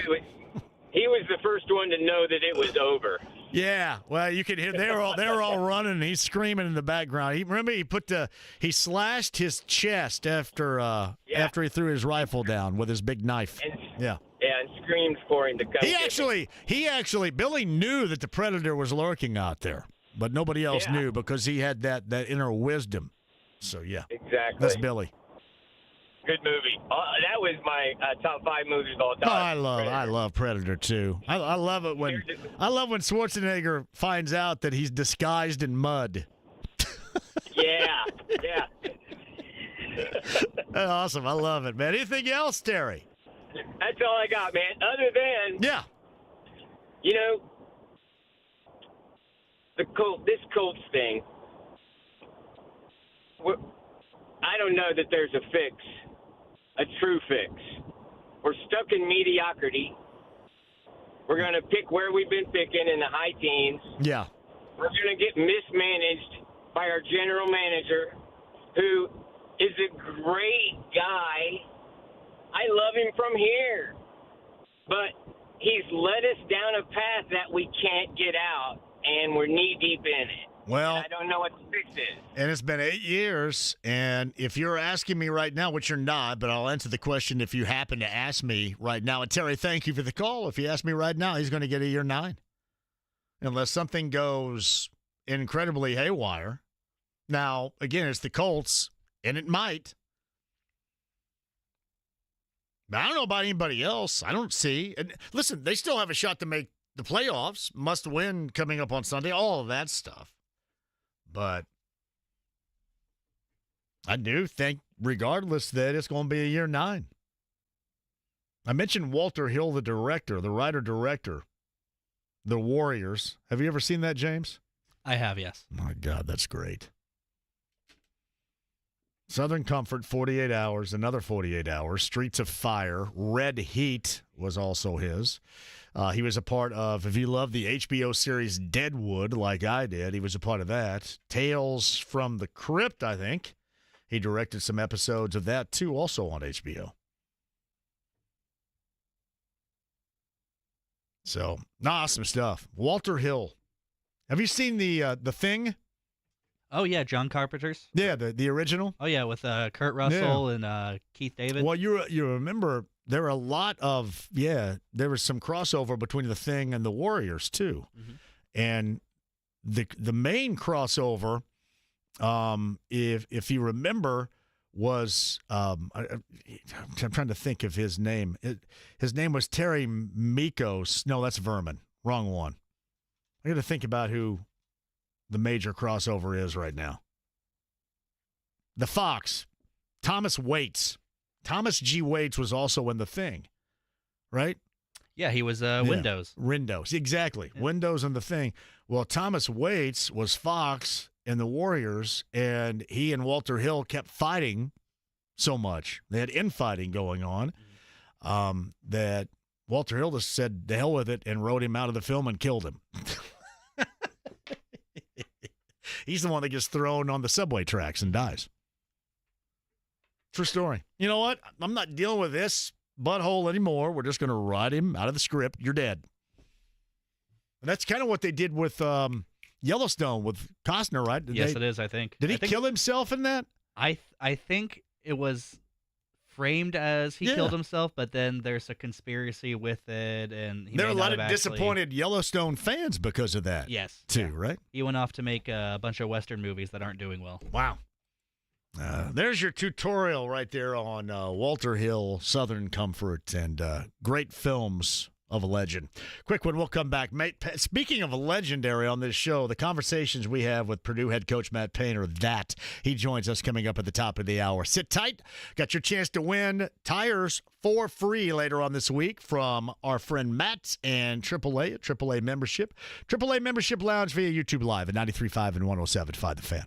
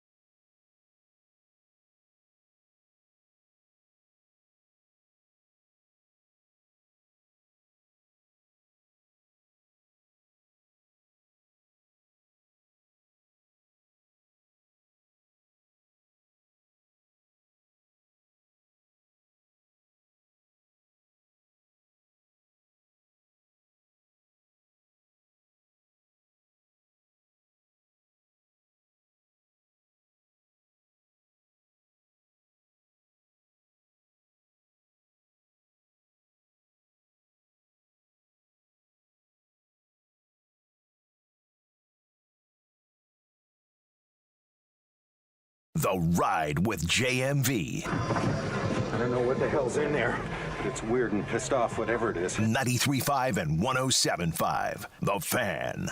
So is that the thing right there? That's from the That's what thing. I thought. Windows got killed off in the Warriors. He was just way too big of a pain in the ass. He was the fox in the Warriors. So when you watch that, as you normally do because you take my advice, and the fox gets thrown by the cop onto the subway tracks when they fight, then you'll understand why Walter Hill did write him out of the script, because Tom Waits, the actor, was an incredible pain in the ass. True story. Trying to see here. This was ours. Having the Big Ten football championship game in Indianapolis through 2028 is one thing. Keeping it here beyond is a battle that may not be so easy to fight. Now, who was that? A Kevin Bowen article right there? Who wrote that? That's from The Fan. Trying to see who wrote that. I just clicked on that. John Herrick had that. My bad, John. Yeah, Albert Breer last week. Albert Breer should have been concentrating on, for example, Dallas with the Big 12 title game. There are like 15 people there all together. Yeah, that wasn't a good moment for Albert. Josh Hallett, all 6'11" of him, chimes in with this. Jim Jones was born in Crete, Indiana. That's near Lynn, Indiana, where I used to work. Suffice to say, they do not put a home of Jim Jones on the water tower there. Good idea, I would imagine. You Hallett, the big man, chiming in right there. Hey, on the road coming up on Thursday, we got Low City Bourbon Locks, Luna Azul Tequila Shots, Mike Manley's Irish Mud. We are back on Thursday at 10th and Shadeland, and then back to the Slippery Noodle on Friday. That is a Bud Light Blue Friday. Cannot wait to see you there. Dogs in action later on tonight, I believe, at home at Hinkle Fieldhouse. Yeah, they're not too far away from starting the Big East campaign. North Dakota State tonight, obviously on Saturday versus Wisconsin at Gainbridge Fieldhouse. That is a part of the double dip that they have with Purdue and Texas A&M as well. And then start out the Big East campaign on the road at Marquette. You get Connecticut coming up on Wednesday the 18th. And check that, I'm sorry, coming up on Saturday the 20th. I can't read hardly anything anymore. I got to get glasses. 21st, I believe that is, on a Saturday, with the two-time defending national champion UConn Huskies right there. So it's starting to get thick quick for the Dogs. They're at it coming up later on tonight. IU a winner last night over Minnesota, their first in Big Ten play. Later on this week on the road at Nebraska. And, of course, the Boilermakers. Boilermakers already 2 games deep into the Big Ten, 1-1, a loss last week at Penn State, a win on Sunday versus Maryland at home. They've got Texas A&M on Saturday at Gainbridge Fieldhouse, and then they've got Auburn on the 21st. Toledo before they resume play in the Big Ten at the start of the year on the road versus Minnesota. The head coach of the Boilermakers, Matt Painter, scheduled to join us coming up here at the top of the hour, which is a conversation you never, ever want to miss. All right, 239-1070 is the number. We've talked Colts today, Colts and Broncos. Brandon Stokley a little bit earlier, that podcast at 1075thefan.com. IU, Notre Dame as well. Miles Price, the wide receiver, joins us coming up on tomorrow's show. We are going to be busy the rest of the week. Philip Lindsay, former Colts running back and Broncos running back, has a radio show, or is at least a part of one in Denver. He joins us coming up on Thursday. And Spiro Ditas joins us on Friday of CBS, who's got the call in Denver. That is on Sunday. Just all getting started now, but sit back, relax, and we'll have a little conversation with friend of the show and head coach of the Boilermakers, Matt Painter. That's coming up next. Don't go anywhere. It's 93.5, 107.5 The Fan.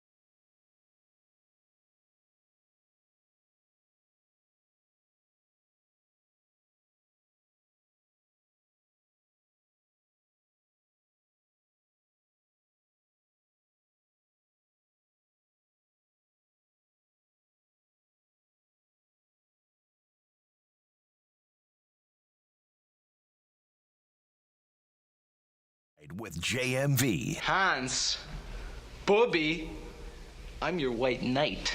93.5 and 107.5. The Fan. Reported Pacer trade targets. We'll get into that coming up before the end of the show, so don't go anywhere. On the Andy Moore Automotive Group hotline right now. You always enjoy the conversation, as do I. And, of course, got a game at Cambridge Fieldhouse coming up on Saturday with Texas A&M. Coming off a split of 2 in the Big Ten to start the Big Ten campaign. Lost to Penn State, win at home over Maryland on Sunday, the head coach of the Purdue Boilermakers. Matt Painter, kind enough to join us on the Andy Moore Automotive Group hotline. Hey, Matt, thank you for the time. How are you? Doing good, man. Thanks for having me on. Yeah, man, it's good to have you back on the show here. I want to start right here with the second half against Maryland. Maryland's a very talented team, and I want to know what you thought about that second half compared to what you were thinking when you guys went in to the halftime at Mackey Arena on Sunday. Well, we felt like offensively we did a lot of good things. The ball didn't go in for us, but we had good shots. We had the ball at the rim. We had missed 3 to 4 layups. We were 2 for 10 from 3, but we were getting good shots. So anytime you're in that, you can't be results-based. You have to be process-based because you want to encourage your players from an offensive standpoint to keep taking the same shots because they were good shots. And we just thought that, we knew Braden had to be aggressive, and that's something that we want him to do, at all times. But there is another team out there trying to take that away too. So, we felt good about it, to be honest with you, but we had to be able to rebound, and that was the issue. The issue, we were, 25-16 on the glass in the first half. We're down 9 on the glass. If that's going to keep happening, we couldn't play the same way. But if we could do a better job and keep our best offensive team out there, we felt really good about, the game and how it would unfold. I didn't think we would, have our best half offensively at basketball and get 52 points, but we were able to do that. We made some shots. But like I said earlier, we were getting good shots before, and we continued to get good shots. And that was a good sign because Maryland's a very good defensive team. You guys are about a month in, and Matt Painter's on the Andy Moore Automotive Group hotline. How have you seen, and what do you like, maybe some of the things you need to work on as far as the evolution of your team? Again, early on, but about a month in now. Yeah, it's our first 3 non-conference games, like we felt like they were quality opponents, teams that have been in the NCAA tournament here the past 3-4 years. And we didn't be able to push those guys out. And we were able to, they were competitive games. And so then getting to the Alabama game, we played better in the Alabama game than we had in those previous 3 games, which is a good sign. We didn't turn the basketball over. Moving into Marquette, we didn't play well. We didn't take care of the basketball, very similar to how we played, at Penn State. But we had good wins in between that with NC State and with Ole Miss. Ole Miss is a very, very good team. So to be able to have 3 quality wins like Maryland, Ole Miss, and then Alabama, and then also you throw in, NC State, who was in the Final Four last year. We've gotten some quality wins, but we were, winning 80% of our games so far. But the 2 losses have been, extreme in terms of this is the turnovers and how we played, and that's going on the road. And we went to Creighton this year for our exhibition game, for a fundraiser game, just to have that experience so we'd be better in those games, and we haven't been. So, that's the piece for us. We've taken care of the basketball at home. We've taken care of the basketball on neutral courts. We haven't taken care of the basketball on those 2 road games. And we didn't really do that great of a job against Creighton either. So that's the piece that jumps out to you and say, okay, why are you able to take care of it and be more functional in neutral sites and in home sites than you are the road, especially when it comes to guys that have been there, like in the Penn State game, the guys that turned it over, the 2 highest guys, or 2 guys that started, on a Big Ten championship Final Four team last year. So, when you look at that and then you look at the Marquette game, how Braden played in that game and taking that away, he's win against high-level defenses, like an Ole Miss, like a Maryland, like an Alabama, and so where they have high-level athleticism, big-time players, and played really, really well. So it's not the same, right? Because if that was the case, he wouldn't be able to do it versus them. He's a very, very good decision maker. He's a very good point guard with that. But our whole team collectively at Penn State was out of whack. And, you have 24 turnovers. Like, it was really a blowout, even though we lost by 11. But when it gets down to it, we shot a better percentage than them. We just didn't give ourselves a chance. And when we take care of the basketball, we normally give ourselves a chance and we normally have success. So that's something that we have to do a better job of. But we've had a lot of success in doing that. That's what, there's the conflict, right? Yeah, he is Matt Painter, the head coach of the Boilermakers at Gamebridge, coming up on Saturday against Texas A&M. We'll get into that. Go back-to-back SEC teams coming up in the next 2 games. I am curious about this. You're somebody that always seems like, to me, you want to challenge your guys early and often on your schedule. Was there any more level of importance this year to do that, considering where you were going with this group post-Zach Edey era at all? No, just, you felt like you had a really good team. And, like, there's times where, you find yourself getting frustrated because he spoiled you. You always had a place to go with the ball. You could always get deep position. And so, like, that piece just spoiled you, more than anything, because now your position isn't as deep like other day. Like, we were just sitting there watching and talking, and you're like, you have a high opinion for past players, right? So, like, guys like Jawan Johnson, guys like Carl Landry, like, and when you look at Trey Kaufman's numbers, he averages 19 and 7. Yeah. Very similar to Carl Landry's numbers. And so you're like, man, if we only had Carl Landry, well, we do. We do, but it's not Zach Edey. So you kind of like got to catch yourself and like, hey, man, you got to be grateful for what you have. You got to be grateful for the players that you have, and you can't go in reverse. Like, a lot of times media people that write stories, they always write it, in relation to the team previously. When in reality, sometimes that team isn't going to be like that team previously. They might be like a team that you've had 6, 7, 8 years ago. And now you got to keep your focus on what you have.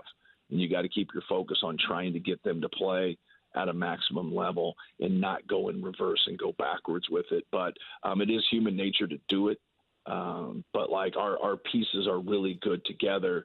We just got to make sure that we can rebound the basketball and take care of the basketball, because when we do those two things, good things happen. Oh, man, I go back to the future all the time, and it's tough. I often think about I think there's going to be so much of an oh, wow appreciation for the Zach Edey era the further and further even you get away. But this is what struck me, and it's probably completely wrong. But the thing that stood out most to me, and I was watching the Yale game, and I thought at the time, the bravado of these guards have now going into the lane and challenging in a fashion in which I don't think I've seen with you guys forever. That was the thing that took me a moment to get used to as well. I'm assuming that it takes the entirety of your team. It's not just the media guy or the fans, but the entirety of the team to get used to being without that particular presence. Yeah, no doubt. And, he took up a lot of space, but he also, like, that back line of help, scared people away. Yeah. Just got erased. Like, if you could get by your man, like, there wasn't another guy there, then someone else had to help. And then I always talk about that. Anytime you put 3 people on the basketball, it's bad news for the defense. Yeah. It's like, now when you put 2 people on the basketball, sometimes it's bad news for the defense. So those pieces and kind of driving and doing different things, and that's what we're really good at when we create angles for ourselves. Sometimes we try to make some plays when we don't have angles. I think that's the problem of today's player more than anything, is like, learn to play off of angles, learn to play off of advantages, whether you're busting people on closeouts, whether you're using a ball screen, whether you're getting somebody in transition when they're just behind. Getting people to play from behind and taking advantage of it is what you're trying to do on offense. And obviously you're trying to eliminate that defensively. You're trying to keep your defense out of those rotations. So that piece is always going to be there back and forth, but it's the understanding when to do it. A lot of times players don't get that piece of it. They take it as you don't want them to do certain things, and that's not it. It's not their physical ability to do it. It's their understanding and their IQ of when to do it. Setting screens has always been important to you, and certainly with Zach here. How do you – this sounds weird because I don't think I've ever asked this before. How is your team right now with setting screens and using those angles that you just talked about?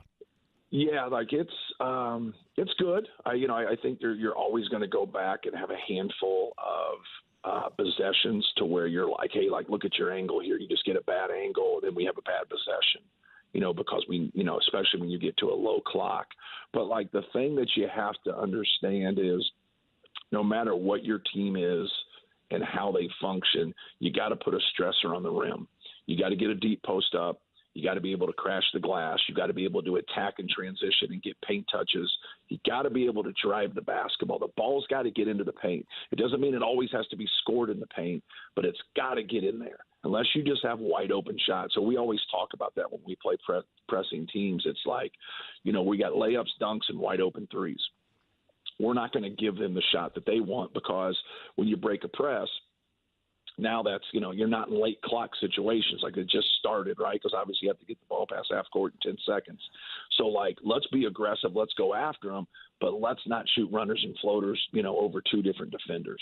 Let's make sure we're getting our layups, our dunks there. So that piece of getting angles, whether you have a good angle down screen and you're getting curl cuts into the lane, whether you're getting a good angle ball screen, to where they can't get under that ball screen and to where you're getting into the lane. And at times in ball screen defense, it's just trying to get that center to stop the basketball. And right as we get that center to stop the basketball and they're not switching, now we got to get the ball moving. And while we get the ball moving, we got to be ready to shoot. We got to be ready to pass. We got to be ready to attack a closeout.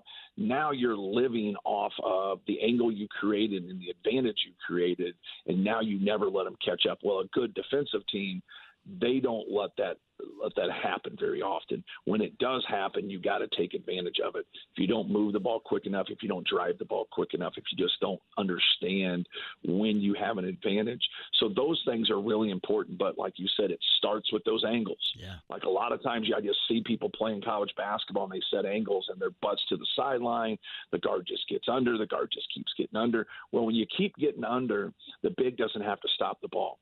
If you don't screen and wait for that screen and get there, you got to make them, especially those teams that stay into the basketball and they rely on those guys staying into the basketball, and that big doesn't stop it. Now when you can force those particular teams to get that guy to stop it, that's not something they're used to. It's kind of an evacuation plan for them. So once they get into the weeds there and you can force something that they don't normally do, sometimes they're okay in defending it, but they're not good in the rotation then. Because now somebody else has to help that isn't used to helping in those situations, and either they overhelp or they don't help at all. And then if you make the right read, you're normally going to get a quality shot. Boilermakers at Cambridge Fieldhouse coming up on Saturday against Texas A&M. Again, we'll get to that coming up in just a minute. I did want to ask you, because I'm really intrigued, and especially with the second half, the way he played, what is the comfort? Where's the comfort zone of Heidi right now? And where do you kind of envision him getting sooner rather than later with this team? Well, I thought he did a good job. Like, he had a tough chore. He didn't guard him all the time, but Derek Queen, he was giving up 50 pounds, he's probably 6'10", 6'11". Cam's probably 6'7", 6'8", whatever, that is. And for us, he really spreads things out as a four. He gives us what Mason gave us in that space. So it gives Trey Kaufman room to navigate down there better. He can make those threes. He's athletic. He can get out on the break. But he's got to be able to offset that. He's been a guard his whole career. Now we got him playing the four to give us the best offensive punch as a team and to be able to allow us to run everything that we want to run. But now he's got to deal with that down there on the blocks with someone elite like Derek Queen. So I thought he did a really good job. He had a couple box outs that, he whiffed on one. The other one he got manhandled. But, heavyweights fight heavyweights. And, and like if they were boxing, they wouldn't be in the ring together. So we just got to get a trade-off when that's the situation. He's done a really good job. And it's something for us that we shifted to more when Daniel Jacobson went down to give us that great offensive output. But he's done a really good job and very talented, very fast, very good shooter. And it just gives us a good piece.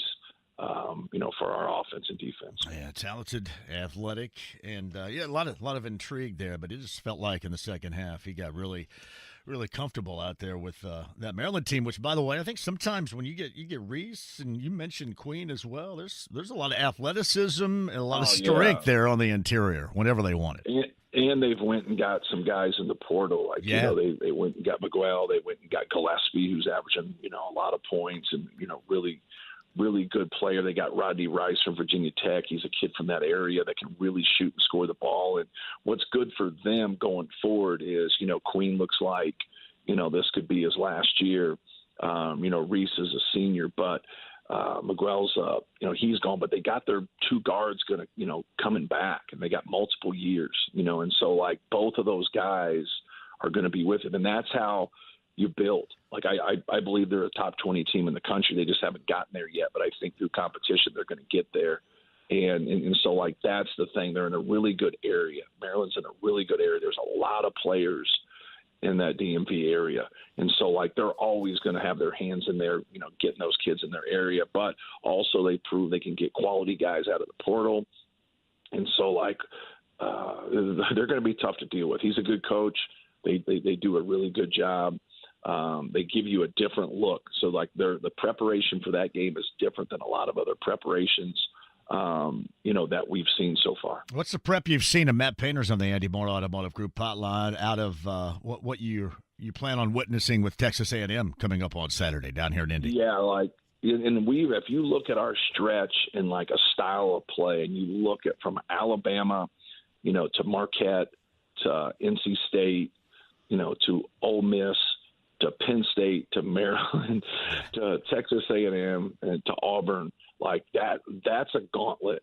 But if you look at style, you look at a lot of athleticism, you look at a lot of pressing, you look at a lot of switching. This team probably stands out more just because they're an elite offensive rebounding team, but they just cause problems. They cause havoc. They have quick guards that can break you down. Taylor's a really good player that can really, really score the basketball, has been in a lot of big-time games, but everybody that plays crashes. He sends everybody to the glass. They're the best offensive rebounding team in the country. They just keep coming. So, like, that's where they're different, but then they have a lot of the same characteristics of those teams I just reeled off.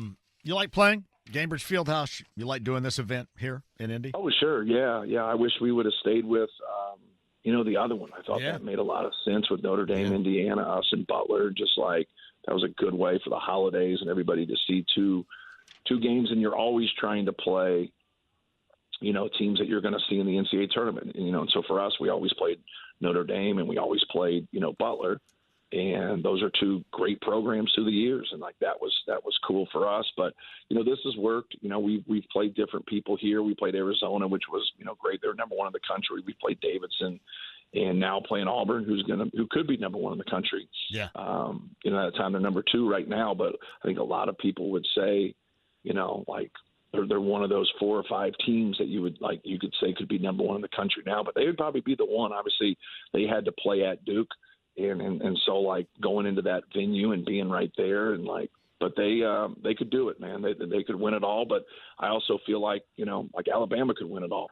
And so like some of the teams, Marquette could win it all. And so like we've faced, some really good teams so far, and we're going to continue to do that. And that's what you want. You want to see, like, we're able to talk earlier about some real problems, right? Right. And like that comes through competition. Obviously Penn State's the game that gets scheduled for us because it's in our league, but give Marquette credit for playing us, give Alabama credit for playing us, and that goes obviously both ways. But like you're seeing more of it in college basketball. You're seeing more of the people that have been consistently at the top play each other more, and I think that's great for each team. Like Houston's had a couple really, really tough losses, but it also lets them know where they are. They've played them. If they just play cupcakes, like now when they get into league play, like are they really ready? Like now they're talking about real problems that they have, but it's also real problems against the elite in the country, and that's what makes you better. Iron sharpens iron. And that's right. Yeah, and so like now, like I sit around and think about things that we could have played a couple people that weren't very good and beat them by 30, and then you'd be like, man, Purdue's really good. They're ranked high. They're this and that. Now you watch us play, and you're like, okay, you're 11th in the country, but here's how to beat you. We just watched it. We just watched Penn State do it. We just watched Marquette do it. So like it's obvious how to get us. So like now we've had success playing against people We just haven't had that success on the road, and that's our next hurdle right there, which we got to be able to do. But it also allows us to be honest with ourselves and go through that adversity, and that's how you grow and become a lead, hopefully, at the end of the year. Yeah, it's honesty. Self-honesty should be prevalent more often than it is. There's no doubt about that on any level. No doubt. Hey, one final thing with Matt Painter before I'll let you go. How different now with the transfer portal the way that it is to scout from, obviously if you've seen somebody and they've already played some games, but how different, I guess, if at all, is the scout with the transfer portal the way that it is now? Yeah, you just have to have a pulse on what they've done before, because sometimes they come into it and their role's better or their role's the same, but sometimes it's not as much. So if you get somebody that is 6 for 25 from three, and you're like, hey, don't worry about it. This guy shoots 24% from three. You don't have to worry about it. But shot 41 last year and made 2.5 a game. But he's not doing it now. But he has the ability to do it. You got to dig back in to the years before and say, hey, he's got the ability to do this. I always say treat everybody at their best. And I always say, you averaged 8 points, but you know what? You could average 16 on a different team. Treat him like he averages 16. Give that respect, but don't have that fear, and just understand that now you're preparing for that person's best. We've had a lot of success, so you end up getting that, right? You get everybody's best, and we talked about it before the game the other day. Well, why can't we give them our best? But the portal kind of you'll see guys before, and you're like, man, this dude was damn good. Then all of a sudden you'll be like, whoa, he's a different guy. Then you'll see someone before, and you're like, he's just okay. He's just okay. Then all of a sudden he goes somewhere else, and you're like, no, he's not. So, I'll read – it's like reading an article in AAU basketball. I'll read an article about someone I've never seen before.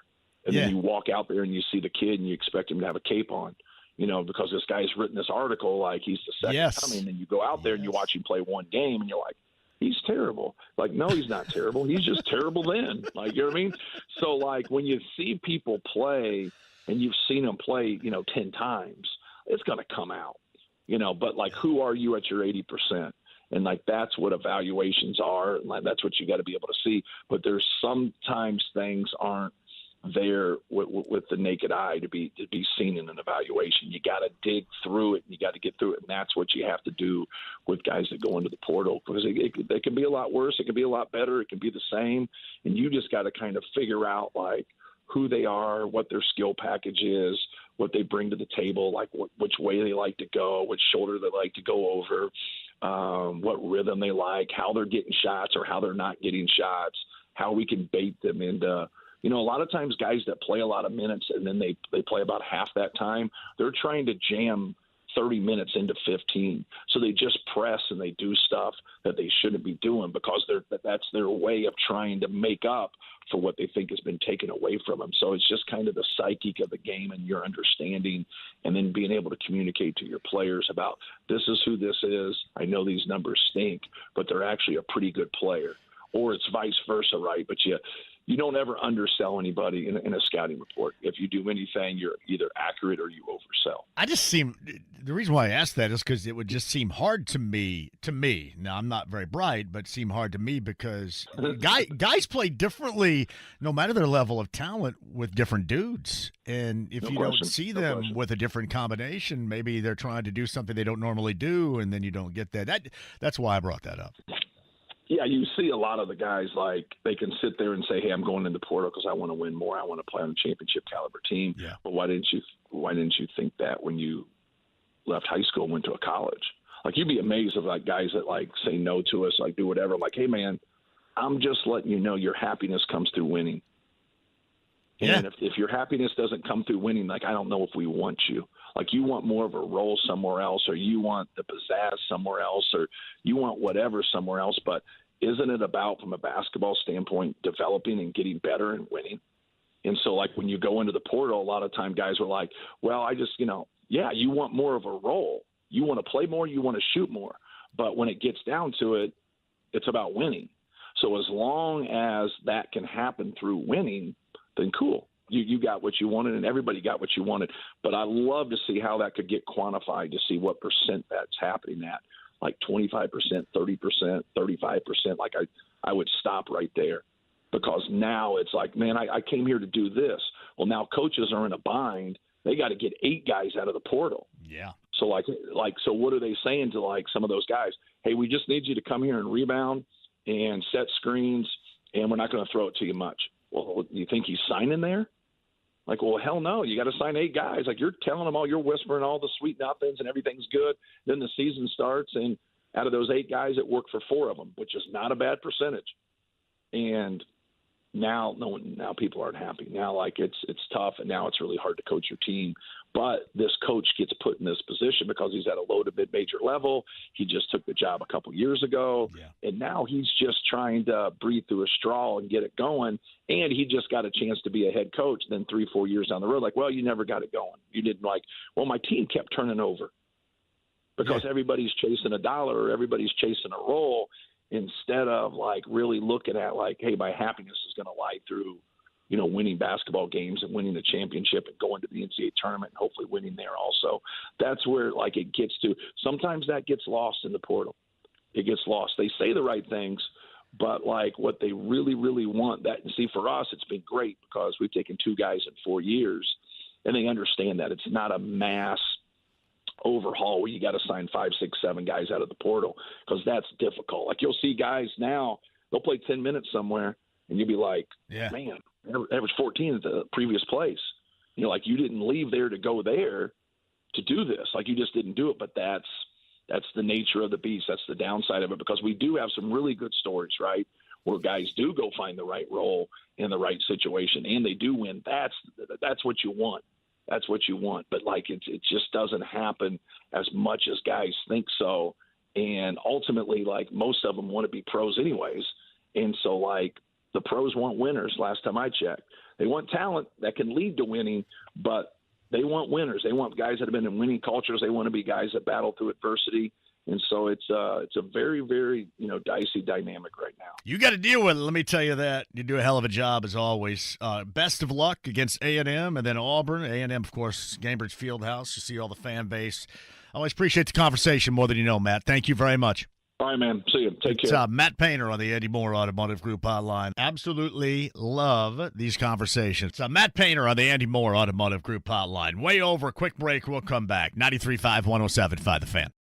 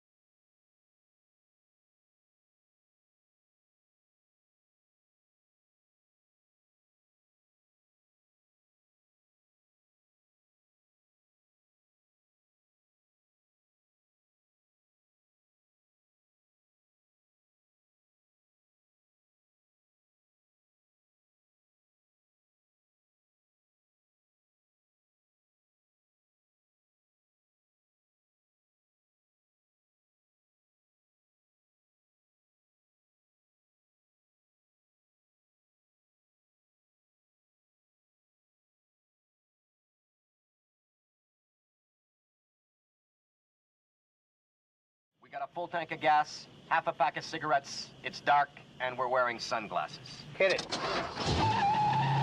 93.5 and 107.5. The Fan. Hey, welcome back, Matt Painter. Podcast 1075thefan.com. I will tell you this. He and I talked earlier today, and we spent about 40 minutes talking earlier today. You heard about 25 minutes of us talking earlier today. So if you want to hear 15 more minutes, we get off kind of on everything. We just didn't have time for absolutely everything right there. If you missed any of it, check that. If you missed any of it, the podcast 1075thefan.com, but there's like 15 minutes more of stuff talking about the team and things of that nature that you can check out again with the podcast at 1075thefan.com. Is that fair? About 15 more minutes, I think? Because what I normally do is if I have him on live, then that is going to keep me within the parameters of a break. So we just kind of talk for the better part of 40-plus minutes, and there you have it. But about 15 more with Matt Painter, the head coach of the Boilermakers. It's Purdue, Texas A&M coming up on Saturday at noon. And you can find that. Podcast Center, podcast 1075thefan.com. I always truly do enjoy it. About the same time we were talking, I think the intro of Barry Odom was going on over there as well. So there was a lot happening with Matt Painter a little bit earlier. And again, 15 more minutes or so of it. The podcast at 1075thefan.com. Jim McCann writes this, my goodness, what an incredible amount of information and insight. And the thing I like to do is, you guys hear from me all the time. I just kind of just turn it loose. I like guys I could just turn it loose. And, you know, I don't necessarily have to take them to point A to point B. And he's certainly somebody you can do that with. That is Matt Painter. Brandon Stokley, if you missed the former Colts wide receiver, was awesome a little bit earlier. Long time on the radio in Denver at the Fan. The former Colts wide receiver, 15 years and all in the NFL, joined us to talk about the Broncos and Bo Nix, what he looks like, the expectations, and we got in-depth on the defense because that had been their calling card this season. Now, granted, team-wise and stopping guys, that was not the case against the Browns the last time they played a week ago on Monday night. However, they have incredible playmaking ability on that squad. And that can be problematic, as we have seen. They have incredible playmaking ability. Now, you saw it for the most part, even against Cleveland, but you saw a lot of yardage that they gave up. In fact, you know, Brandon had mentioned how that just simply put was not a great game for him. But defensively, 2 pick sixes, and they almost had a third. Nick Bonito, linebacker, Jonathan Cooper, linebacker, they can get it done with basically at the top of the list of the NFL with sacks. So up front, they're really good. Linebackers, as I mentioned, they're incredibly strong. And then in the secondary with Pat Surtain, they're really good. Riley Moss was a guy that was missing, as Brandon Stokley alluded to in that game against the Browns. If you remember, Jameis Winston threw for an incredible amount of yards, like over 400, which was the Browns' record, I believe. Jerry Jeudy goes for over 200 yards receiving, the former Bronco wide receiver for the Browns. But the Broncos still win. It just didn't look like a game-stopping type of defense, but playmaking ability was absolutely there. So Brandon Stokley was really good. That podcast at 1075thefan.com. Damon writes this, another great show, great guest choice as always. Love Matt Painter. JMV, home run today with Stokley and Painter. They are really good. I love the dudes where you can sit back and they give you the information. I didn't even need to really ask a lot of questions. It just happens. Good stuff. Tomorrow's show, Miles Price, IU wide receiver, joins us. The transfer from Texas Tech. about this offense, about the production from that particular position across the board this season, and obviously their 12-team playoff matchup a week from Friday on the road in South Bend. Miles Price joins us on the show coming up tomorrow. Philip Lindsay, if you remember him, had more than a cup of coffee with the Colts as a running back. It really made his mark in Denver. He's on the radio in Denver. He joins us coming up on Thursday. We'll talk even more in depth regarding the Colts and the Broncos on Sunday. And Spiro Ditas joins us coming up on Friday from CBS. Of course, that's his crew and The Call coming up on Sunday in Denver. Spiro Ditas on Friday and Thursday, and Friday on the road. Thursday, Larceny Bourbon Locks, Luna Azul Tequila Shots. We're at Mantley's Irish Mud. 10th and Shadeland on the east side. So that'll be a great time. You know that to be true. And then the Slippery Noodle downtown, Bud Light Blue Friday. Coming at you once again on Friday. That should be spectacular. There are some rumors floating around out there, and I know that the people have brought up Jonathan Isaac before from the Orlando Magic. There are some rumors about the Pacers. I think Shams came up with this. The Pacers trying to track down a backup center. I would advise of this. You better hope that this week of practice, getting back into things, does this team to get healthy. Neesmith returns. You get Nembhard back for an extended period of time and starts to get his feet more beneath him, because there needs to be a drastic change in what's been going on with this team. Because right now it looks like last year was a flash in the pan. Still time to make that change. Philadelphia coming up on Friday on the road. But nonetheless, compared to what you felt about this team, remember the knockout stage of that first in-season tournament of a year ago? That's what's underway right now in the NBA. And the Pacers were such a tremendous part of that. That's really where they made their mark a year ago. And then you fast forward, it is an absolute 180. Especially coming off that embarrassing loss to Charlotte on Sunday. So maybe a week's worth of practice, maybe going out and trying to find a backup center, getting a couple of guys back, Ben Shepherd as well, I should mention. But just how about being motivated to certainly look a hell of a lot better than you most recently did against Charlotte, which was awful. Man, that is absolutely a key. And we'll talk about that, but a lot of backup centers and Shams going over a lot of the ideas maybe some teams have about trying to reel in those guys. But I think somebody called the show regarding Jonathan Isaacs, and we've heard about him before, Jonathan Isaac down in Orlando, and that was a guy that had been mentioned and a guy that Shams has mentioned in his latest piece. If you would like to check that out, you certainly can. Butler Bulldogs in action tonight. Butler is also a part of that showcase going on at Cambridge Fieldhouse on Saturday. They get Wisconsin on Saturday. Purdue gets Texas A&M. And then after, I think at North Dakota State later on tonight. You get that game on Saturday, and the Big East Conference officially is underway for Butler on the road at Marquette, and then back at home against UConn. JMV, I'm going to say it, the Pacers played much better without Matherin compared to with him. There is a difference in style. This is what I gather from it. On the offensive end, he and Siakam take up so much time with the basketball. It sticks because that's how they play. I mean, the ball doesn't get skipped, for example, to Matherin, and he steps into a jumper. He basically works his way and pounds the dribble. Siakam backs in and pounds the dribble. You got to find out how to work that better than it has worked so far. Somebody had told me, hell, it was weeks ago, you need another back-to-the-basket presence, and you don't. Pascal Siakam is, top 8 in the NBA with the back-to-the-basket right now. You don't need another. No doubt you need work on the glass, and you need a consistent effort, which was not the case on Sunday against Charlotte.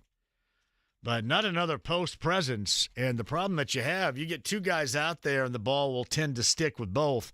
That is problematic for this team that wants to get up and down and play at a high pace. And, one of the reasons why instead of being number 2 in terms of offense and pace in the NBA, they find themselves around 20 right now.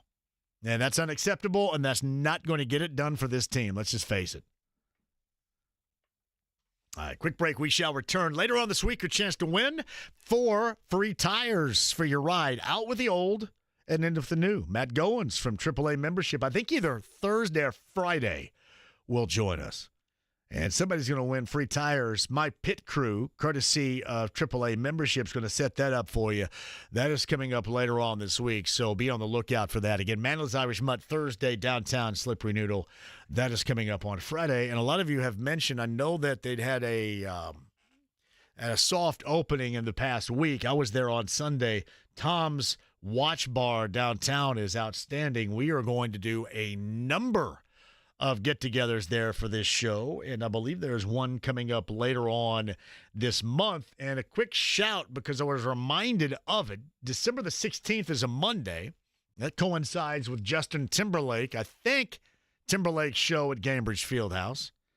But we'll be live at Twin Peaks on Monday in Greenwood. So that's on the 16th, which is a Monday in Greenwood at Twin Peaks. All right, quick break. We'll come back for a final time at 239-1070. If you so desire, you can be worked in a busy show for the rest of the week, and busy today with Greg Rakestraw, Brandon Stokley, and Matt Payne of the podcast, 1075thefan.com, and extended conversation with the Boilermaker head coach that you missed a little bit earlier in this hour. You can find it, 1075thefan.com. If you're a Boilermaker fan or not, you'll want to check it out. More regarding college football, the 12-team playoff, more about the Colts and the Broncos, and we'll close this thing strong coming up next. The AAA Membership Lounge, it's YouTube Live at 93.5 and 107.5 The Fan.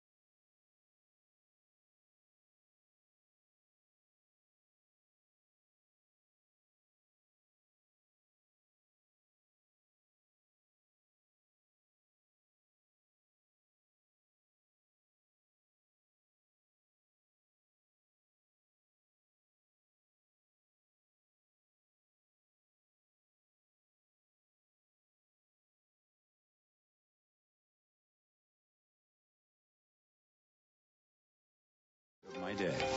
It's all downhill from here. 93.5 and 107.5. The Fan.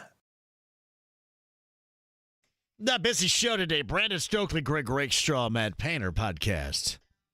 1075thefan.com. You know, in the past month, we did, I think, 3 pick'ems in 3 different weeks with Dan Moyer, Moyer Fine Jewelers in Carmel. And we did that for a $1,000 gift certificate. Evidently, I just got this. I'm not altogether ready to do it just yet, but we're going to have something for you to win. I believe we'll be doing another $1,000 gift certificate. I'm not quite sure exactly what the prize is going to be. However, we're going to do another pick'em with the college football playoff in mind, coming up with Moyer Fine Jewelers in Carmel. I like that. Where right now, I would do it because your time is running out. That free mounting you get with your engagement ring. Hold the phone. Now, I think this may be a test pattern, but it looks like we're going to give away a $2,500 Moyer gift card for the college football playoff. That's just what we do for you out there. That is a big deal right there. And I'll tell you all how you can get involved and be a part of it. But I think Dan Moyer and Moyer Fine Jewelers, they had another reason why to go there. If you're looking to become engaged or you're getting engaged, that's where you got to go. Get that free mounting right now, certainly, while they're offering that. But also this, for a great gift-giving idea, there it is. What a selection of watches that they have there.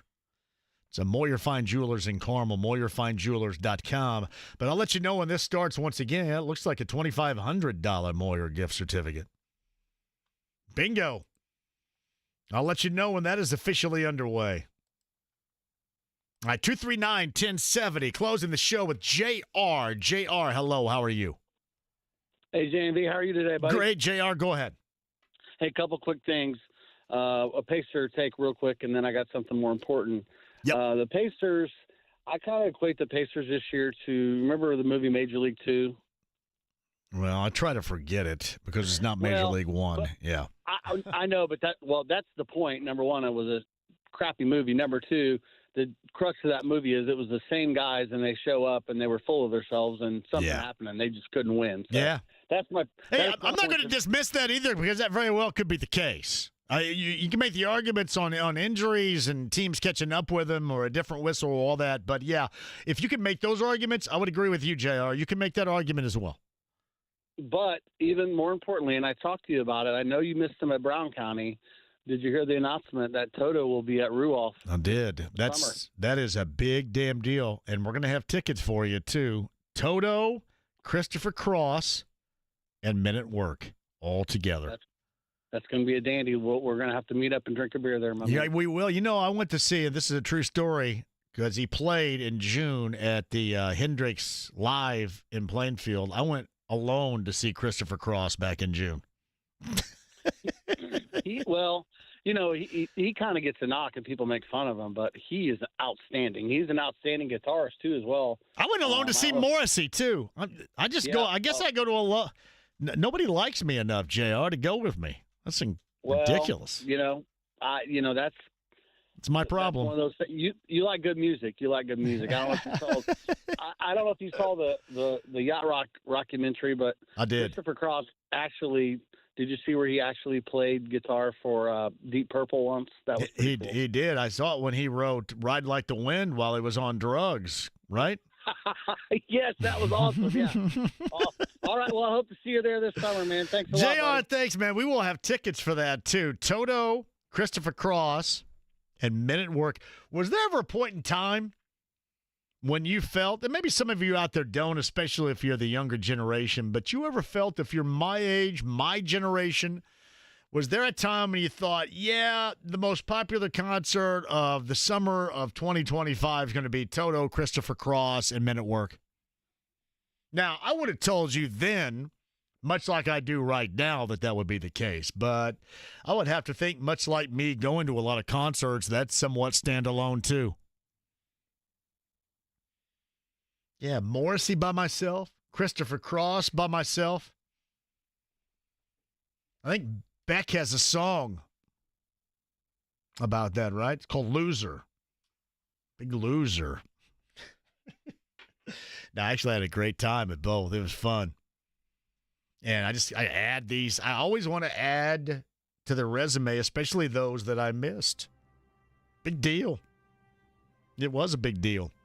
Thank you, JR, for that. We'll have tickets for you, too. I believe this is a bit of a tease.